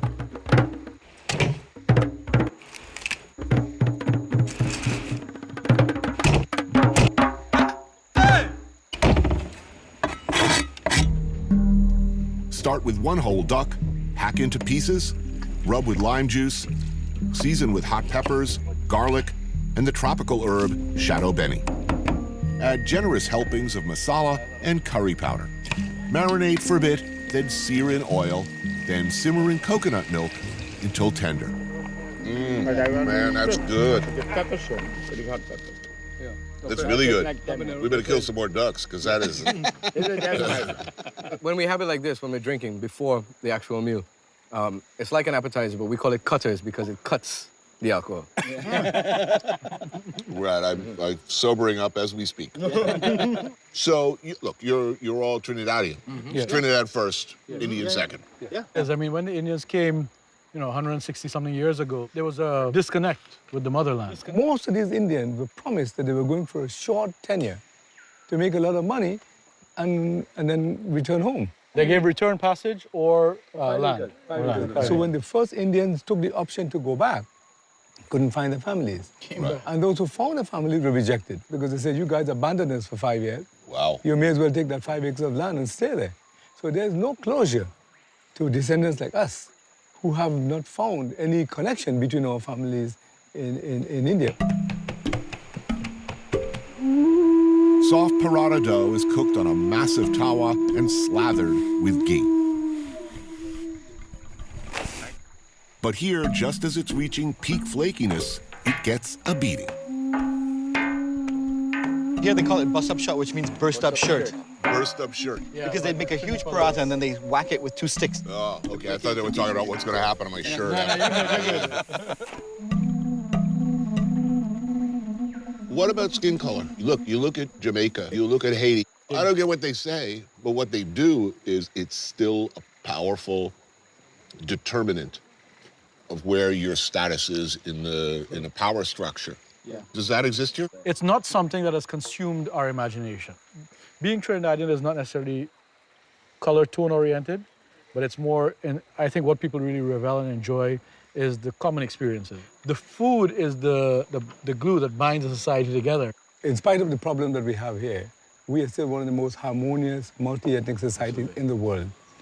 And the multi-ethnicity of Trinidad and Tobago, multi-religious tolerance, are examples for the role to follow. We are a small island, and if you don't learn to live together, you have to live in the sea. We have to. All right. Why? Trinidad is nice. Trinidad is a paradise. Trinidad is nice. Trinidad is a paradise. No, ding, ding, ding, ding, ding, ding, la, la, la, la, la,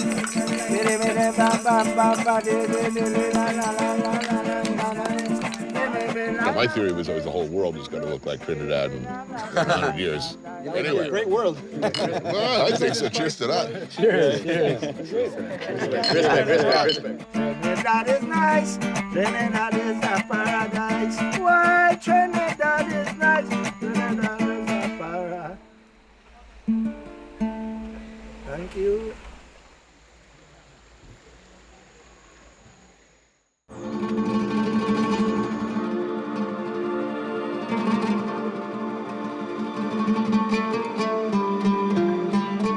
It started in 1898, more than 100 years ago. Most of the Christians were being persecuted by the Turks.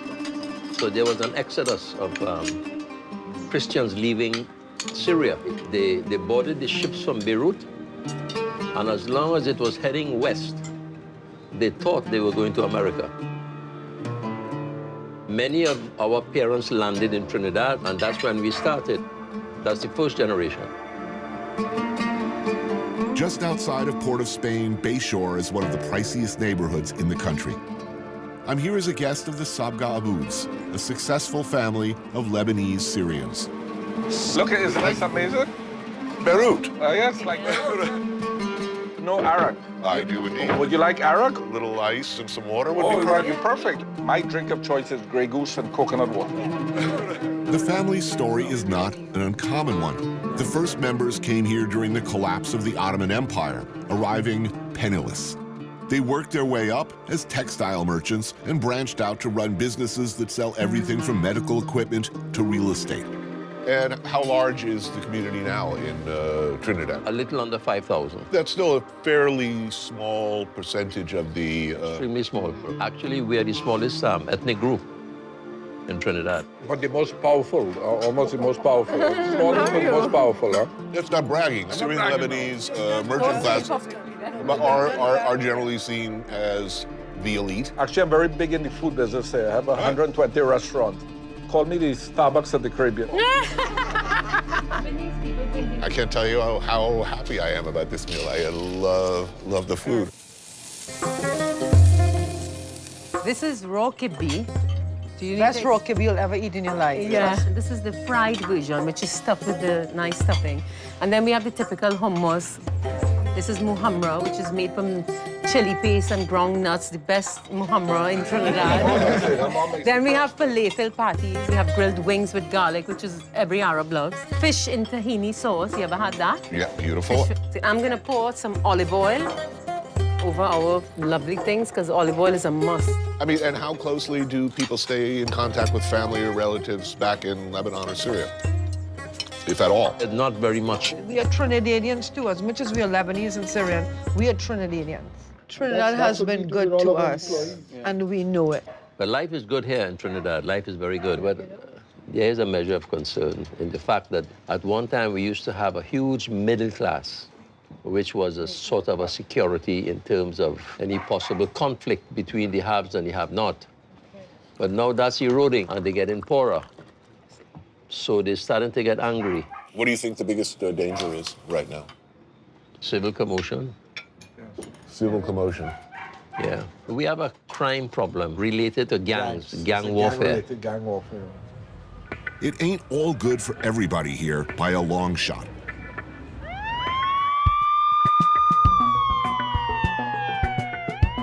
Trinidad, with a population of only 1.3 million people, had 460 murders last year, giving Port of Spain a per capita murder rate higher than Detroit, Oakland, or Chicago.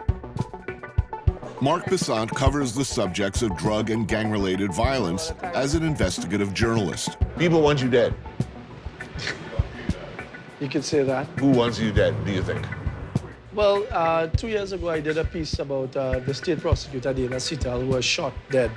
When State Prosecutor Dana Sital left the Mapao car park just before midnight on May 3rd, she had no inclination it would be her last moments alive. When Mark began to look into the murder of the prosecutor, an informant told him there was a $20,000 contract on his life. They had people following me over a period of time, some law enforcement officers and so on. So my company put me on a plane. I stayed under an assumed name for about 3 months in a location outside of Trinidad. Generally speaking, when people like that want you dead, they get you. Why are you back? I guess, to quote from a great U.S. journalist, Walter Cronkite, it's not what we want people to know, it's what they need to know. We need to have people held accountable for certain things. With drug trafficking being one of the biggest businesses in the world, Trinidad continues to be a major transshipment point for drug dealers to get that product out to North America and to Europe. So you find now the explosion of violence that we have is for those that are involved locally with the drug trafficking, this fight for territory. An estimated $3.5 billion worth of narcotics move through the Caribbean each year.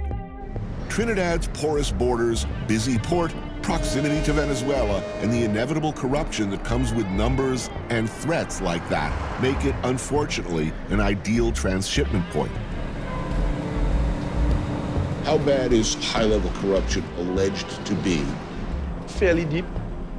I think that the complicity comes across the law enforcement agencies, customs, police officers, even at higher levels.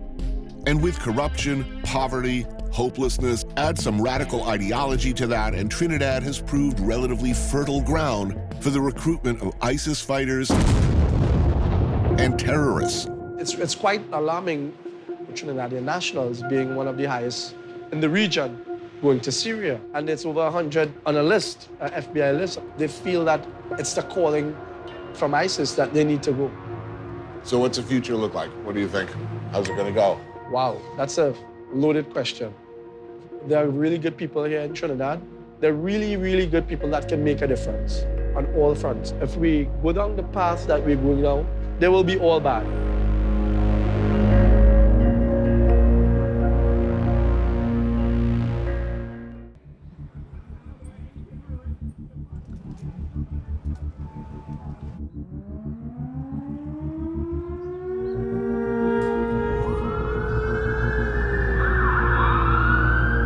In 1990, the radical Islamic group Jamaat al-Muslimin laid siege to Trinidad's parliament, claiming they were responding to rising inequality, poverty, and religious discrimination. What ensued was a violent and terrifying disaster. 26 people were killed in skirmishes, and the hostage takers, would-be revolutionaries, gave up in exchange for clemency after 6 days. Little changed.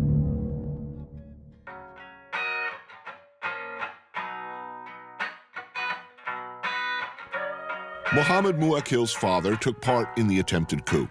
He grew up, in fact, in the Jamaat al-Muslimin compound. But he's chosen to take a different path: music. He's the lead singer of Freetown Collective, a band named after a Port of Spain neighborhood that was once a settlement for freed slaves. They say we can't write no love songs, live fast and we die young. They say we doomed to fail, yeah. They say we doomed to fail. They say we prone to violence and a sinking silence.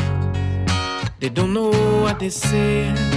No, no, no, no. Much like a lot of reggae, his music calls out the social ills that have been disproportionately visited on the Afro-Caribbean population. I see boys bodies lying in the streets, nations collapse in the midday. Lord, I need to cool my head, my head. They're calling it a brave new world, freedom for brave new boys and girls. What good is freedom if you're dead? You look around my city right now, and a lot of young people are choosing death over life because the life that they look at doesn't feel like it's substantiated by anything. In the Freetown neighborhood now called Belmont, he lives with his 81-year-old granny, Neela Natu. The thing is that recently we've had a lot of people who I've known, who I grew up with, who've gone to fight in Syria, who've left here. I mean, they will tell you that the official count is 140. I would say it's more. You'd say it's more? I'd say it's more. And why do you think people would go? I'd have to go back into my childhood to explain that to you. The coup that happened here happened when I was 6 years old. And you had all these young people in there who had this idea, you know, we're going to build this thing. There's this community that's going to stand up against what's going on in Trinidad, that's going to stand up against the drugs and stand up against poverty and stand up against crime, and nothing happened. In none of these causes, religious fundamentalism or fervor has not come up. Every issue you've mentioned so far has been perceived inadequacy of social justice. Right, yeah. So these kids going off to Syria, they have any idea what they're doing, or they're just pissed off? No, they do not. People say that poverty breeds crime. I don't think poverty breeds crime in a sense. I think exclusion breeds crime. Because if I truly care for you, if I feel like you are a part of the thing that I exist in, then I won't hurt you. I might come in your house and steal some food. But when you see that kind of violence being enacted, you have to ask yourself, it's not just somebody saying, I need this tablecloth, I'm gonna take this. No, I want this tablecloth, and you've had this tablecloth for too long, so you know what? I'm gonna take this out on you, this is gonna happen, that's gonna happen. And that's what we're seeing now. I mean, how long can people put up with something before they decide this is enough? You know what I mean? Would you say that Carnival and that Carnival attitude, the liming culture, is might as well be a brilliant strategy to narcotize the people into being satisfied with the status quo? Everything here is somehow designed to pacify it without us really realizing. So our music, which is supposed to give us adrenaline, as well as sleeping pills sometimes, it's just doling out sleeping pills. Like, go ahead, enjoy yourself. Enjoy yourself, enjoy yourself. You're a Trini. Trini means fun-loving and happy and whatever, despite whatever it is. It's a big and delicious home-cooked meal. I caught this myself. Really? Yes, sir. Red snapper? Yeah. The snapper is seasoned with lime juice, shadow benny, and onion. What's this dish called? Is there a name for it? This is called oil down. Oil down? Yeah. For oil down, they season breadfruit and meat with dasheen and green figs, then simmer in coconut milk. And, well, she uses pork, as you can see, which I know I can't have any, so that's okay. Now, your grandma, not a Muslim. No, the Roman Catholic is Roman Catholic? of Roman Catholics. Old school. Sacred Heart up on the wall. I got a kind of a perfect one for you, so you'd have it. Oh, beautiful, thank you. Pastel. This is mostly when the Spaniards were here, introduced this. It's a Spanish thing. Pastels are the Caribbean cousin to the tamale. Minced beef is wrapped in cornmeal dough, then in banana leaf, then steamed. She will feed you till you burst, like any grandmother, you know, right? Yeah. I'd be well looked after. And that is once a year. So when do these ordinarily... Christmas time. Christmas time. This is very, very delicious. Thank you very much. And one thing I vex about, why he didn't put ice in his glass? It's good, it's fine. So he must say thanks or whatever. You may tell Mohammed it's not good. So you have that generation. Very proper. Like, very, very proper. And one of the things about Trinidad is that... Mohammed, don't bad talk me. I'm not bad talking. I only speak the truth. That generation very much believed in independence and that this nation would be something. And then they told their children, study and come and help this nation, build this nation, it's going to be something. And that generation, which was my parents, they did that. Right. And then they had kids, you know? And all of a sudden it was like, okay, all these things y'all been saying about building a nation and whatever, how come I'm seeing these people benefiting and I'm not? How come I'm seeing this, I'm seeing that, I'm seeing that? And there were very few answers, you know what I mean? So who runs this country? Like everywhere else, that 1%, like everywhere else. Everybody here is very eager to tell you what a wonderful mix it is. And the food, if you look at it, is this incredibly harmonious stew pot. But I guess life doesn't work as well as food. No, the only thing we've agreed on in this place is how much salt to put in anything. So that's the only thing we've agreed on. Man, we on a mission. Our whole world to change. Yeah. Our whole world to change.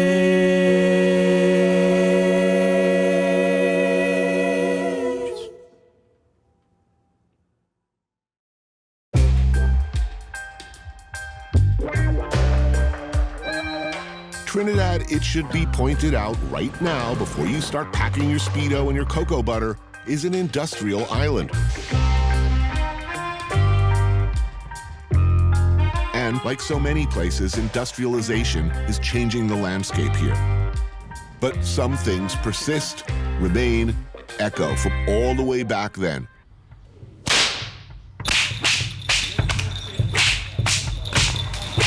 When West African slaves would covertly do this. Kalinda. This martial art, based on our research, is maybe 500-600 years old.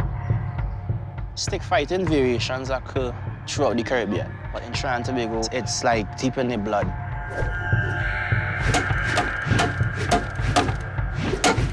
This martial art was illegal for many, many years, yes? Yeah. I mean, certainly during slavery times, it was illegal. To this date, I believe there's still laws on our books that ban this stick, and if you're caught with it, you could go to jail. The laws of slavery times forced this sport underground. Like capoeira, it often had to be disguised as a dance.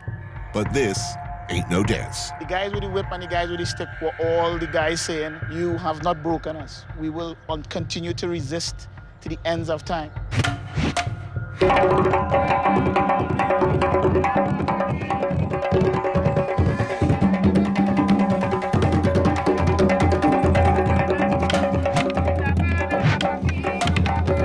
Rondell Benjamin and Keegan Taylor studied fighting styles from around the world before coming around to their own homegrown martial art. Now, what's legal? What's not legal is... Let's say what's not legal. I can't hit to the legs. You can't? No, damn, because that would be the first thing I think of. I'm thinking, I gotta get that knee in particular. Now, to be honest, in stick fighting, legal and illegal is a concept, but it doesn't stop that kind of stuff from happening. Right. But I mean, let's face it, this is a pretty heavy object. Yeah. I get a good swing, a tee off, and I get a clean shot on the head. This is what the New York Police Department would call a deadly weapon. Yes, sir. If I'm fighting, if I'm really fighting, I'm a monster. I gotta lick you down, I gotta kill you, I gotta dig you up, I gotta bury you, I gotta murder you, I gotta take you out. The demon in me is gonna come out, but I call that demon to walk. King David is one of the old school street fighters who has kept this form from fading over the years.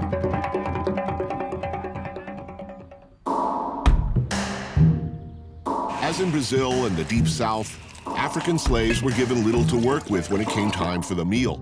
More often than not, if they wanted meat, they had to make do with what the slave masters did not want. A tongue here, cow foot there. Here, as elsewhere, they figured out how to make something delicious and tender from whatever there was. Like souse, pigfoot is pickled in shadow beni, onions, and hot peppers, and then topped off with cucumbers.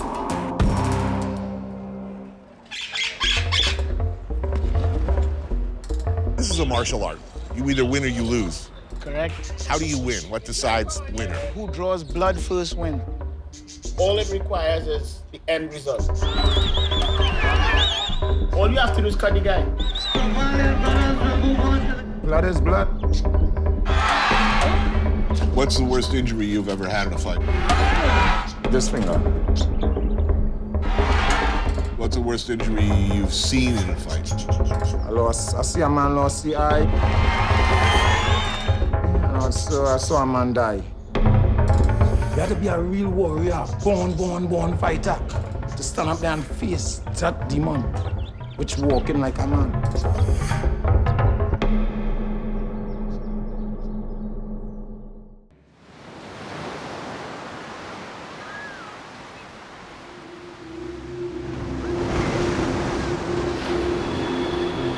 30 miles east of Trinidad, its sister island, Tobago.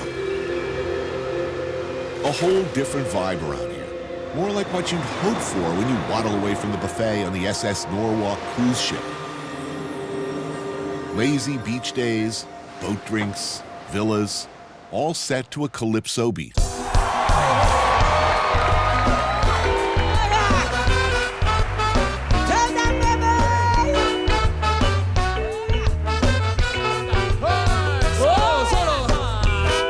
In the 1800s, slaves would sing the news and gossip of the day in a Creole patois to an African beat. Later, musicians added European-style melodies, and calypso was born. The longtime reigning queen of this music, an absolute pioneer of the form, is Calypso Rose. Say that I reign too long, forgetting that the Constitution is strong. Instead of respecting the long, long reign, they making threat to take down the name. I've been breaking down walls ever since I was tall. They would stand up tall and strong like a wrecking drum. I would knock them down. They say that I reign too long. Tell them She was the first woman to win the Calypso King title, which tells you what the environment was like at the time for a female artist. Everywhere I reign supreme, the one and only Calypso queen. No man alive or dead could come and take me from off my head. Rose grew up in a large and strict Baptist family in Tobago until she was 9 years old and was sent to live with her aunt in Trinidad. So she grew up with a foot in each island. What's the difference between growing up in Trinidad and growing up in Tobago? It's much different. Tobagonians are 99.5% African. They are African slave descendants. The culture is more African. And this here is the cornmeal cuckoo. They call it fufu in Africa. When Tobago, they say cuckoo. And this is callaloo. And this is the callaloo made from the leaves of dasheen, you know? But the great thing is the crab.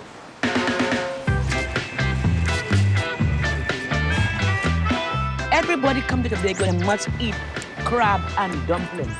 The dry coconut, they grated the coconut, and the juice of that coconut, they put it in the pot with the little ingredients like tomato, onion, chive, and your curry. Crunch it up. Good teeth. If you have false teeth, be careful. All right. No, so far, so good. Here's what really fascinates me is you started singing calypso music and writing songs. Of course. At a time when it was only men. Your father was not against it. Against it. My father was spiritual Baptist minister. My father said calypso belongs to the devil. Calypso belongs to the devil, but it also belonged to men.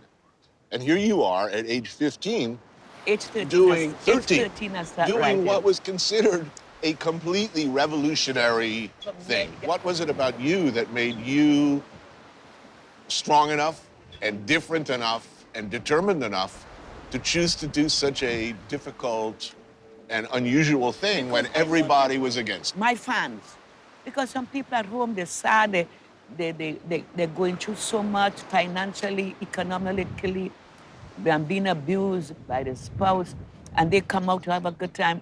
And when they come out, I bring joy to their heart. So is making beautiful things enough? Yes, making beautiful things enough.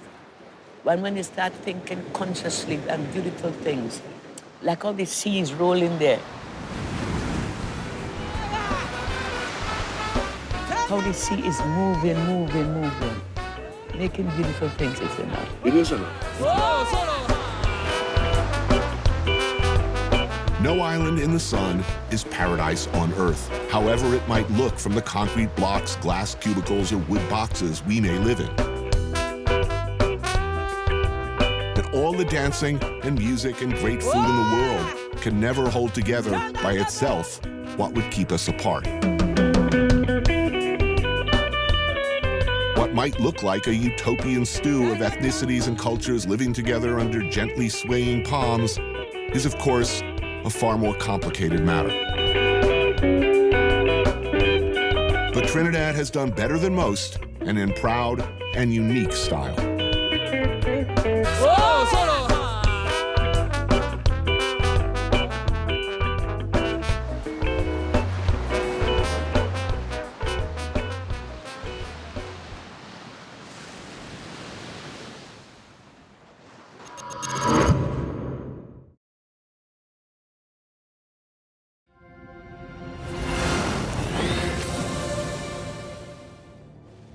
Good evening, my fellow citizens. This government, as promised, has maintained the closest surveillance of the Soviet military buildup on the island of Cuba. This is the Cuba I grew up with. Mankind teeters precariously on the brink of a thermonuclear war. The missile crisis. Duck and cover. Hide under your desk, kids. Cover yourselves with wet newspaper, because we're all gonna die. The flames of crisis burn far stronger, fed and fanned by the bitter tirades of Fidel Castro. And this guy, always in the fatigues, underlining with every appearance that we were two nations in a never-ending state of war.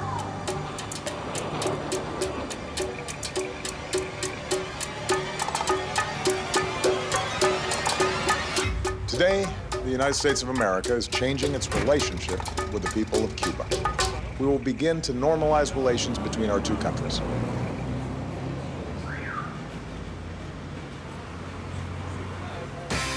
I took a walk through this beautiful world, felt the cool rain on my shoulder, found something good in this beautiful world. I felt the rain getting colder. Sha la la la la, sha la la la la la, sha la la la la, sha la la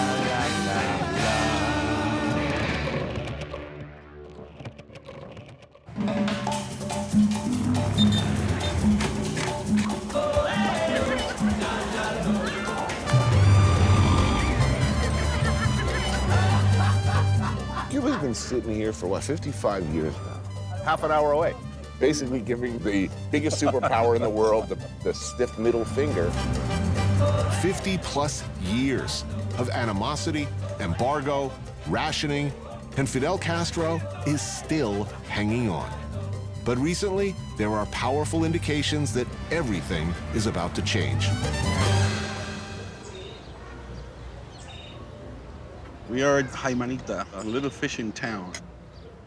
This place is called Casa Santi, owned by two brothers that go out and fish every morning and bring fresh seafood. Okay, humble fishing village, traditional fishing family. Yes. We're about to eat sushi. What's going on in this country, man? Things are changing, Anthony. What can I say?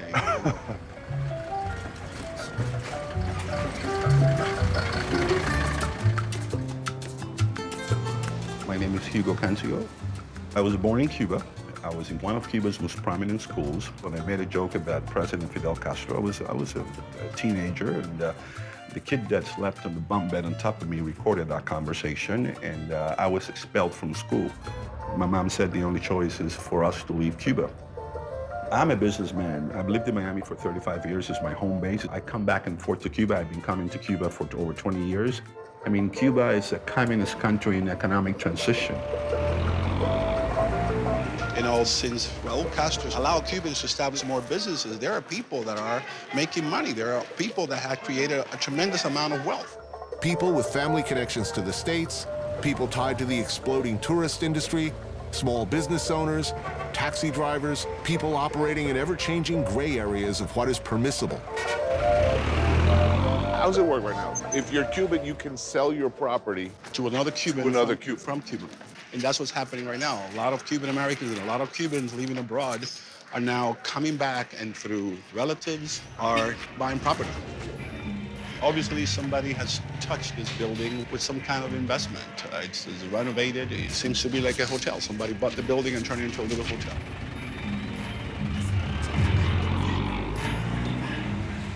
However you feel about the government, however you feel about the last 55 years, there aren't many places in the world that look like this. I mean, it's utterly enchanting. It's very seductive. There is no doubt in my mind that somewhere in the offices of like the Four Seasons hotel chain, they're looking at the seafront and thinking, you know, one of these days, you know, and cruise ships, you know, what happens then? Well, look, is this inevitable march of progress? Am I being a snob? No, you're being very realistic, and that's the concern of most Cubans. I wouldn't mind seeing 1 or 2 Starbucks around Havana, but I'm hoping that we don't go back to 1958. The majority of Cuban companies were owned by American corporations. Right. I have got to believe that Cuba want to preserve some of the value that represents, you know, the hearts and soul of the Cuban people.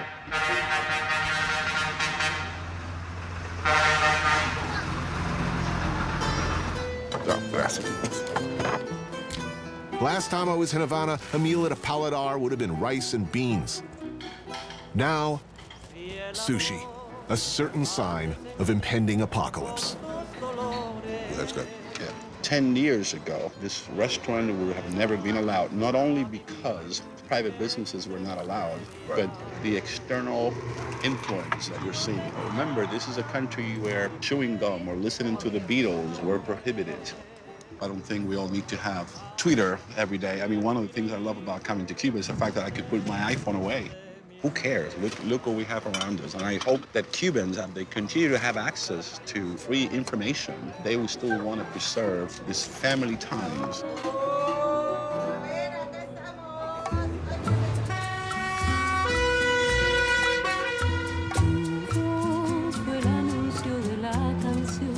Tourists have been coming to Cuba for some time.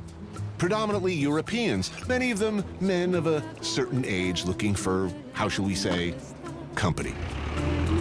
But now it looks like Americans looking to live out fantasies of Godfather 2 will soon be able to do so. And it's all still here for them.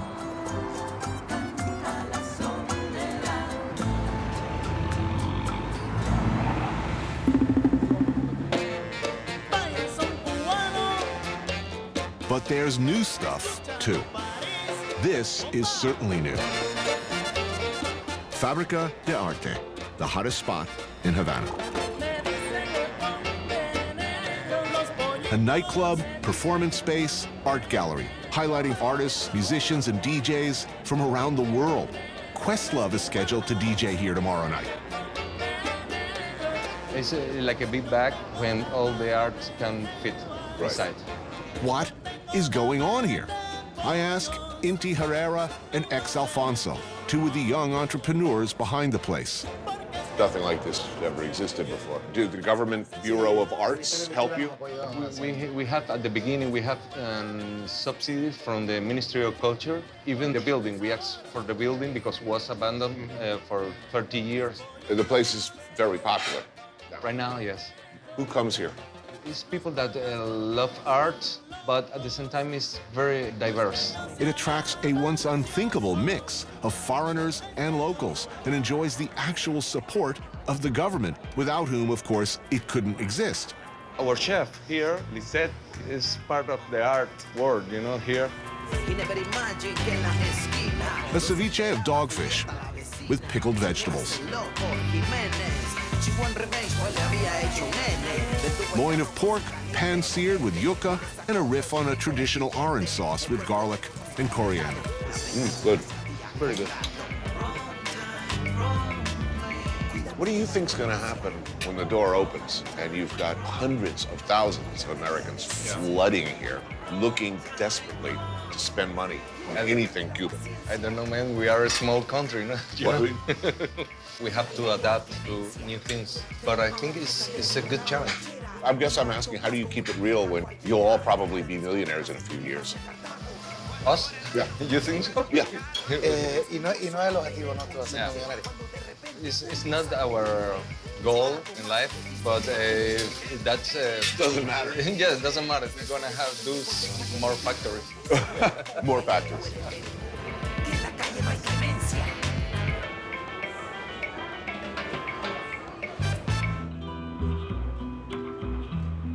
Es una historia eterna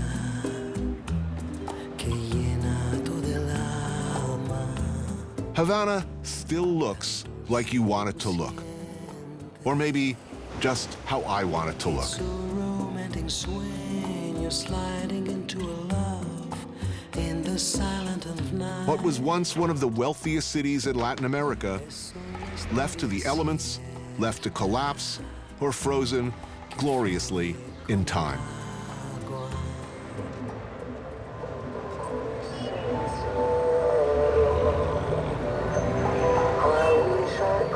In fits and starts, Cuba is changing.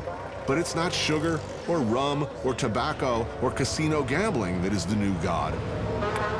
It's tourism.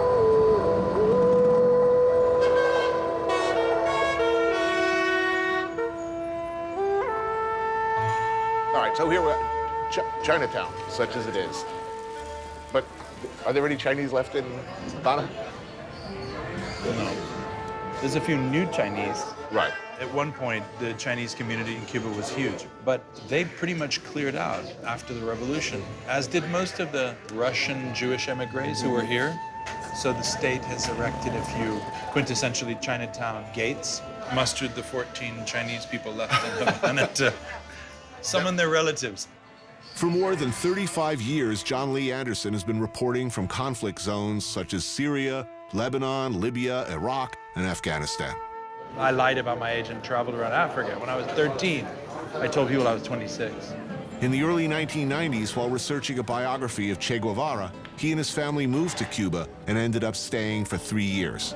You lived here during the special period, which was not so special. That was the bad times. That was the when bad time. The Russians had pulled out, Soviets all done. The economy went like this. Completely 90%, it just tanked.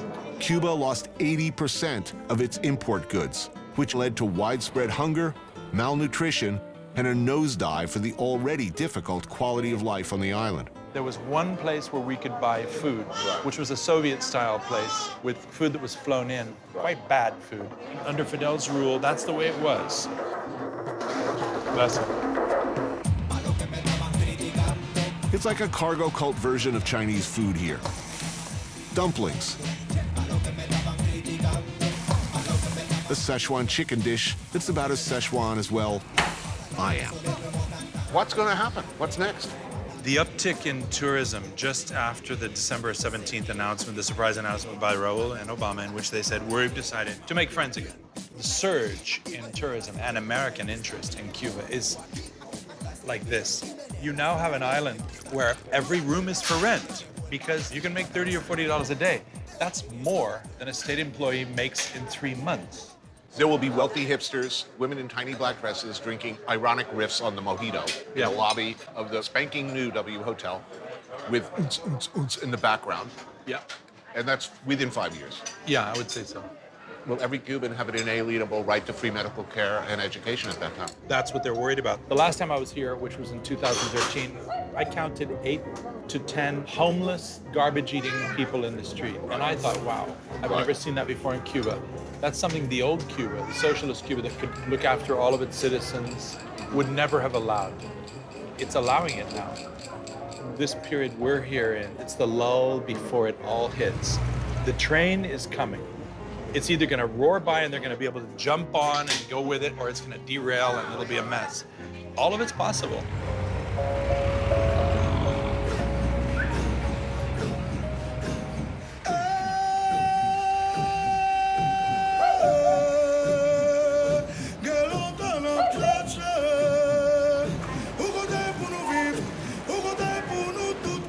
You see me?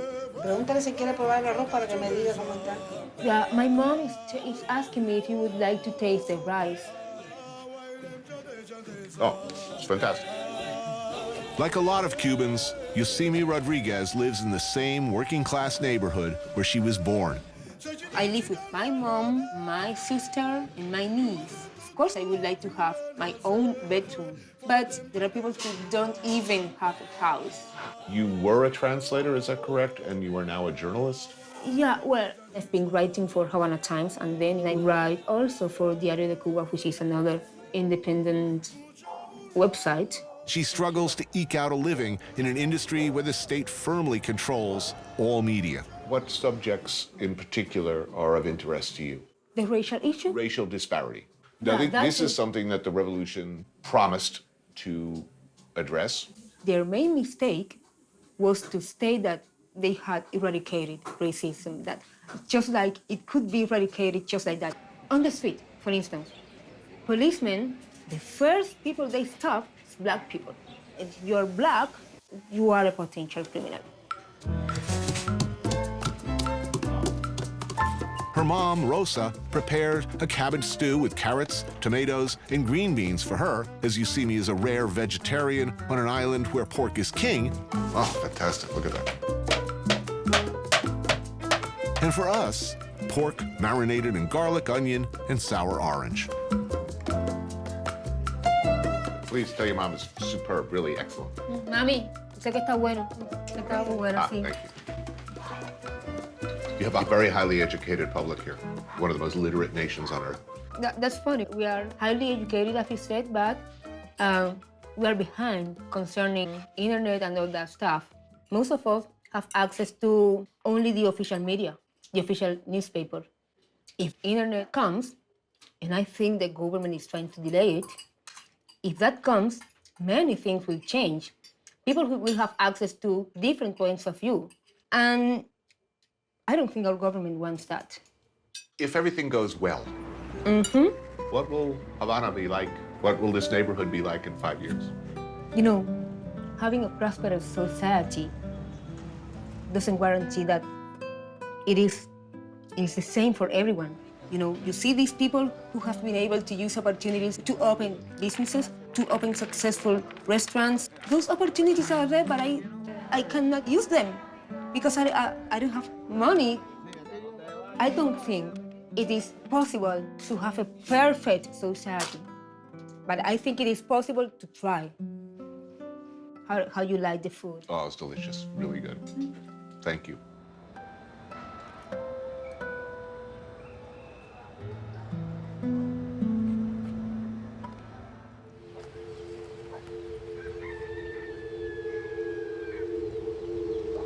All Cuba seems waiting for something, for whatever it is that happens next.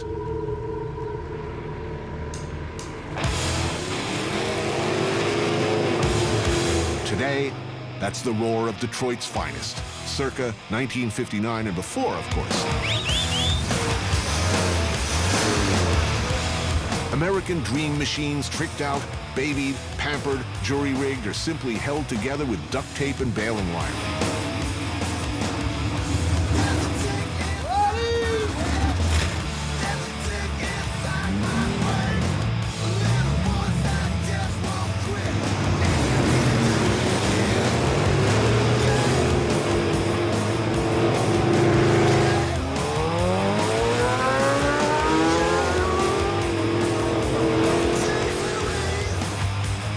Nice. What's under the hood? Motores americanos V8 cilindros.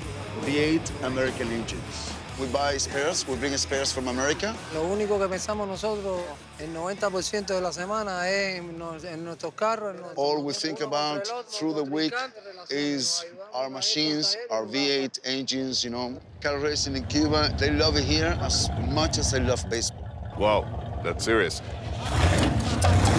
Los Amigos de Motor are die-hard gearheads, drag racers who for more than 20 years have been defying the law and escaping the grind of daily life by pressing pedal to the metal and hurtling down the highway faster, faster, fast as they can go.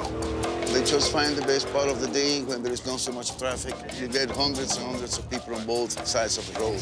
Now, before, it was absolutely illegal. It's always been illegal.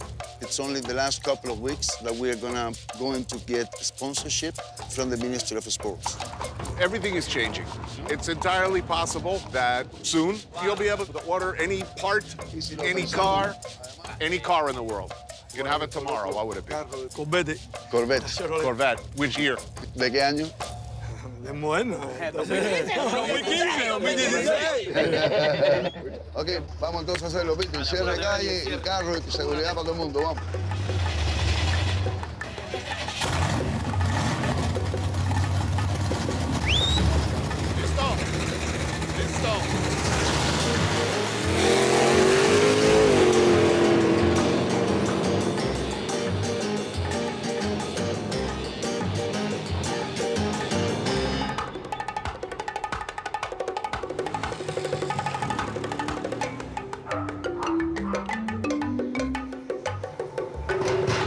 This piece, a lunar picnic, is only to be seen at night. The grills are painted with this fluorescent painting.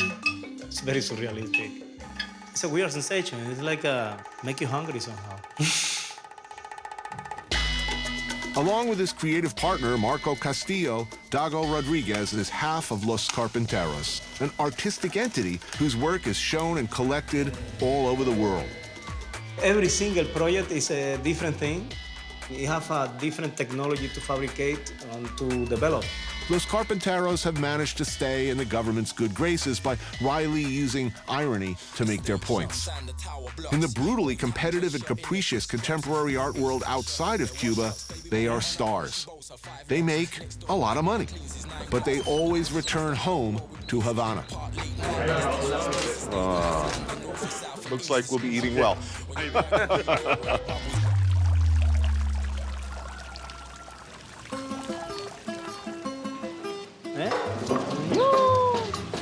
Perfecto. Tonight, it's a party in Dago's backyard.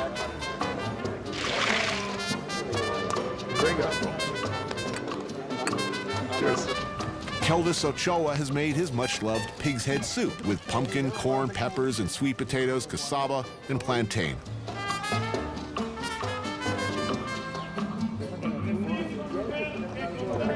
I saw somebody's house. It was just an ordinary home, but they'd created their own fast food franchise and made it look as if it was part of a chain. It was like, you know, Mr. Burger or something like this. This place can be a paradise for fast food, no?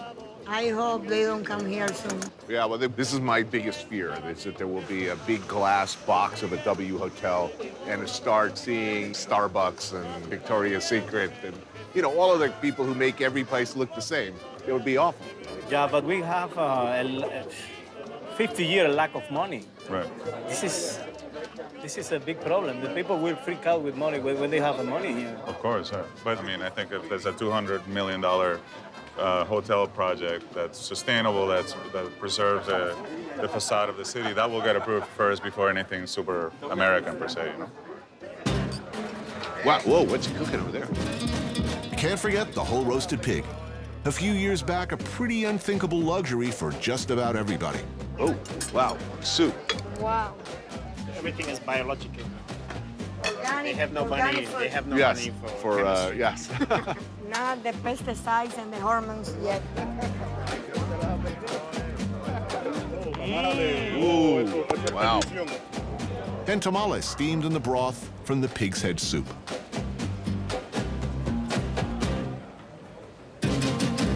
Life is good. Yeah, it is. Por tu encanto, María Elena, dueña de mi corazón, yo te canto un sucuzuco en luna llena. María Elena, yeah, ay, mira cómo suena. Vamos a cantarle una conga a la linda, bella María Canción. Lele. Por tu encanto, María Elena, dueña de mi corazón. María Elena, dime toda la verdad. María Elena, tú eres mi problema en la tierra y en la eternidad. María Elena, la cosa está. María Elena, dime todo. Y dale voz, mamá, y dale voz. I think our culture is so strong that it's gonna take a lot of tourists and a lot of boats. How do you say? Cruise ships. Cruise ships. Yeah. It's gonna take a lot of cruise ships to dissolve these ingredients. We're always like this, with or without tourists. María Elena, la cosa está buena. María Elena, dime toda la verdad.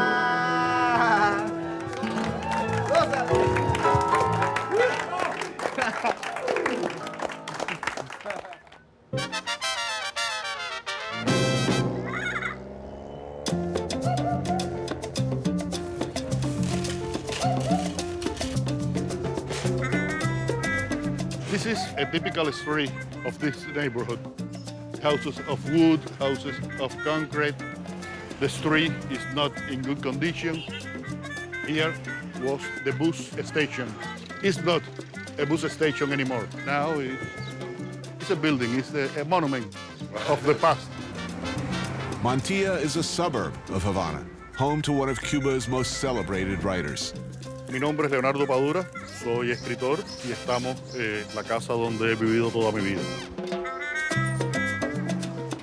Existen muchas líneas en la realidad cubana que aparentemente no pueden traspasarse. Pero yo creo que sí, que se pueden traspasar o por lo menos se pueden empujar. Author of the internationally successful Mario Conde detective series, Padura has been able to portray the daily struggles, the absurdities of life in Cuba. It's a delicate dance, and few have been able to replicate it. You're a hero in the books. Does he live in this neighborhood? Or another neighborhood? More or less, more or less. A happy place to grow up? I mean, this neighborhood. Yeah. I was totally free. I notice a lot of people just hanging out. Who lives here? All kinds of people.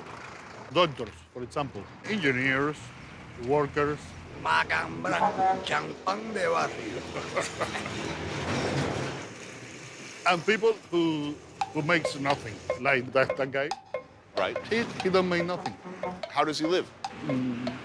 Trying to find something to do or something to sell, making a small business. Cafeteria a la Barbecue is only one example of a booming do-it-yourself service industry.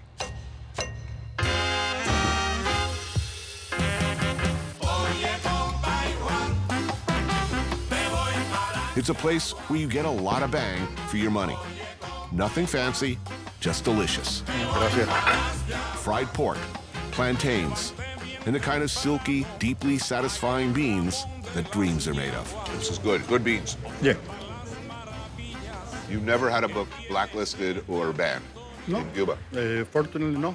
Have you been able to say everything that you wanted to say? I try to be the most honest writer that I can be, and I think that I had said all that I can say. The problem is that we need in Cuba a lot of money because it's a very beautiful city, but the people have many problems to live with the space, with the structure of the buildings. For dessert, awesome. flan, cooked in a cut-down beer can. Thank you. You're a successful author. You've been around the world. You've traveled during difficult periods of Cuban history. I'm sure you had many opportunities to live in Miami or Barcelona or Los Angeles, and yet you stayed in the same house, the same neighborhood. Yeah. Why? Because I like it.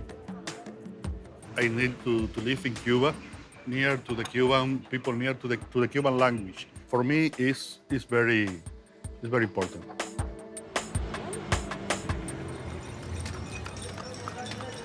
Yes, the future is here. But the past, too, is everywhere.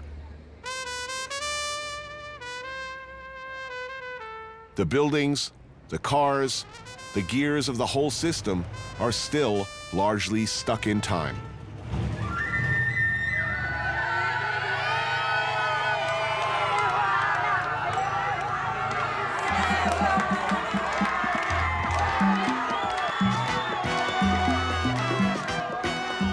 Mi nombre es Juana Bacallao, Juana la Cubana.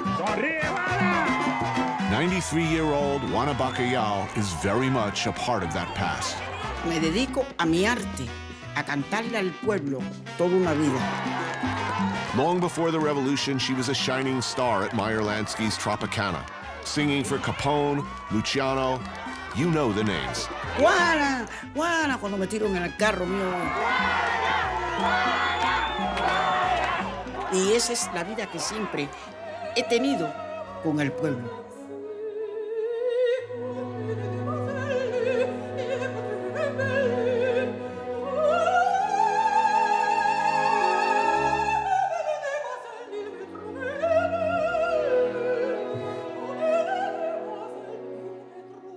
Yo voy al escenario todos los días a las 12 de la noche con mi orquesta.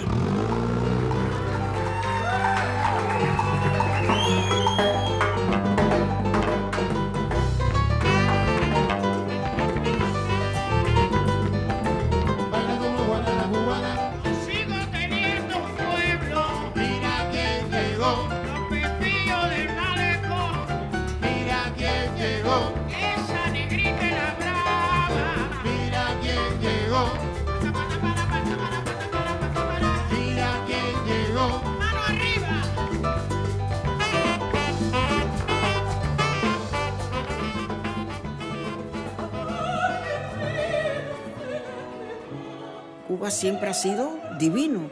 Es una fuente maravillosa de amigos que me quieren todo el pueblo.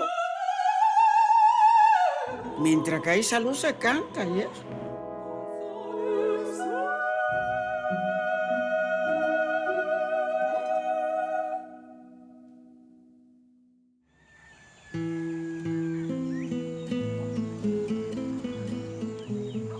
Córdoba, lejana y sola, jaca negra. Cuba is not Havana. It's a bigger country than you might imagine. And the road to Santiago de Cuba, the country's second largest city, takes you 12 hours on their less than modern highway system. Along the way, you see agrarian Cuba, the country in which most Cubans lived pre-revolution. Santiago, Santiago, oye Santiago.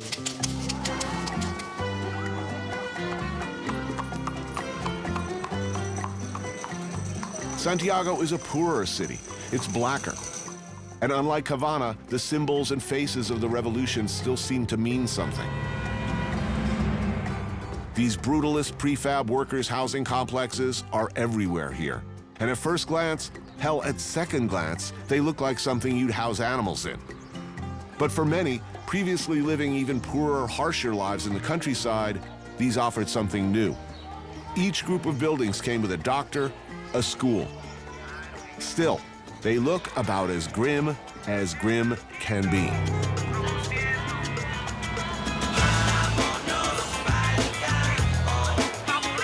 Yet, Santiago is anything but grim. Siboney Beach is where locals go on the weekend to kick back with family, drink the best rum in Cuba, which means the best rum anywhere, swim, hang with family and friends. Hola, gentlemen. We will be needing some bassos. Raymel is our local fixer. Ruben is in the bar business. Sergio rents rooms to the occasional tourist. Everybody getting by, making the adjustment to private enterprise Cuba in their own way. Until a few years ago, you couldn't rent or sell, right? No, era diferente. Ya tiene años ya la renta. A long time ago, it was allowed to rent a house, but no sell and buy. What kind of fish is this? Dorado. It's huge. It's good. Fresh-caught Dorado and lobster is on the menu. Do they think this is going to change? I mean, look, we've all been following the news. Vamos a tener un turismo que nunca hemos tenido. Turismo norteamericano. Right.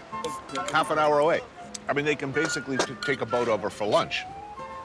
What do you think Americans want? No sabemos nada.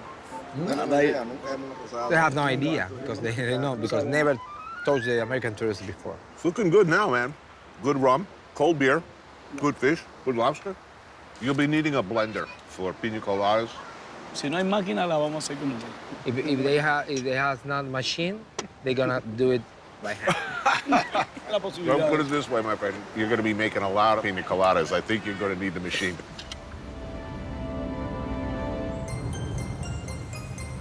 No hay piel, no hay costilla. Fumigando insectos. Y a la music, el académico. No se maten más. TNT, la resistencia. Hace boom, boom, boom, mi latido en tu conciencia. Nighttime is party time, where everybody, it appears, at least from when I was there, hit the streets. Mom, dad, sis, even grandma get, well, crazy. Used to be son and trova that ruled the streets. This was where those musical styles were born after all, but now it's reggaeton and, of course, hip-hop. No me mataron ni las balas ni los bobos, yo soy a prueba de todo, protección espiritual. La misma plaga sigue siendo quien los mata, tienen la boca muy grande y el cerebro minimal. Alain Garcia is the leader of the Santiago-based hip-hop trio TNT, La Resistencia. We've been making hip-hop for 15 years, which is quite difficult here in Cuba. We've been in jail 3 days once just for make hip-hop. Súbele el volumen, voy a rapear como un loro. Deja lo que fluye, el ritmo habla por sí solo. Este es MC, yo Papa Flow aquí en la sierra, el asesino de los chotas, el perro de todas esas perras, arrodíllense, muñeca, se lo manda. Definitely it's a change in Cuba, but I don't think it's because the relation with the United States are getting better. It's because the people just realize we need to change. We still want a kind of society where everyone participates, everyone determining the future of the society.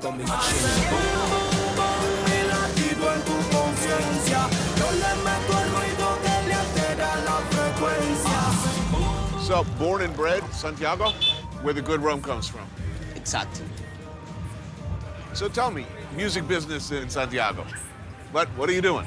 Music here is more important than a plate of food.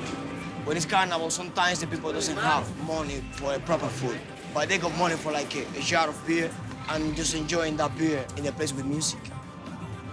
How much American hip-hop do you get here? We get actually quite a lot. This is my friends. Someone came from outside. That one passed to me and I passed to my friends. And that's it. It's hand by hand.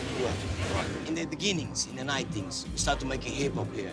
And we get a lot of troubles. Hip-hop came from the States. They're like everlasting enemy of the revolution. Right. So you're making a music, a protest music. Right. So we've been a couple times in jail just for songs. So now you can make money performing? Yeah. You can maybe make money selling... CDs in the streets. But actually right now, more possibilities are coming. When the opportunity to like promote the music, when the opportunity to have access to internet, free access, I mean. That's gonna be the biggest thing. Yeah. If you want to spend your holidays properly in Cuba, just come down to Santiago. All right. We got a couple things to show to the world. Cheers, man. Cheers, man. Go Santiago.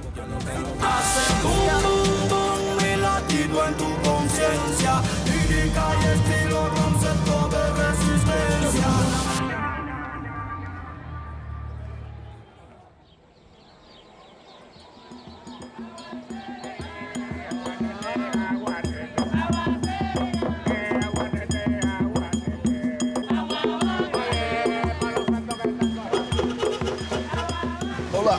Hola. Let's do it.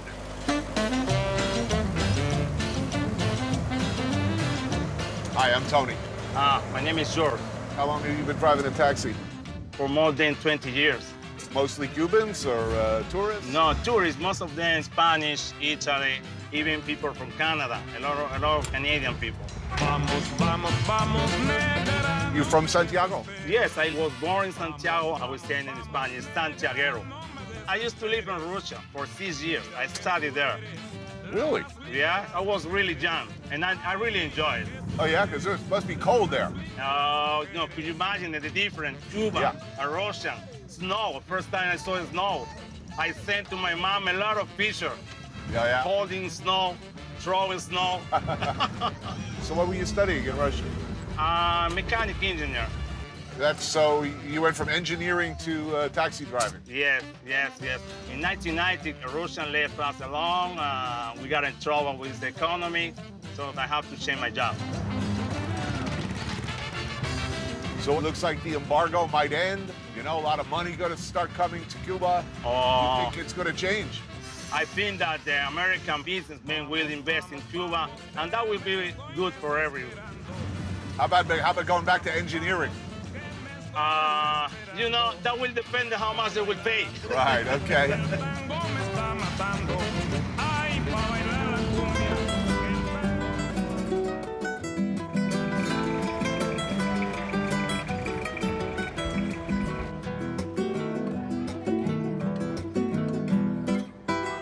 What next for Cuba? Something is coming. It will come from out there, but also from within Cuba. It's already happening. But what is it? Everybody knows, everybody can feel it. It smells like freedom. But will it be victory?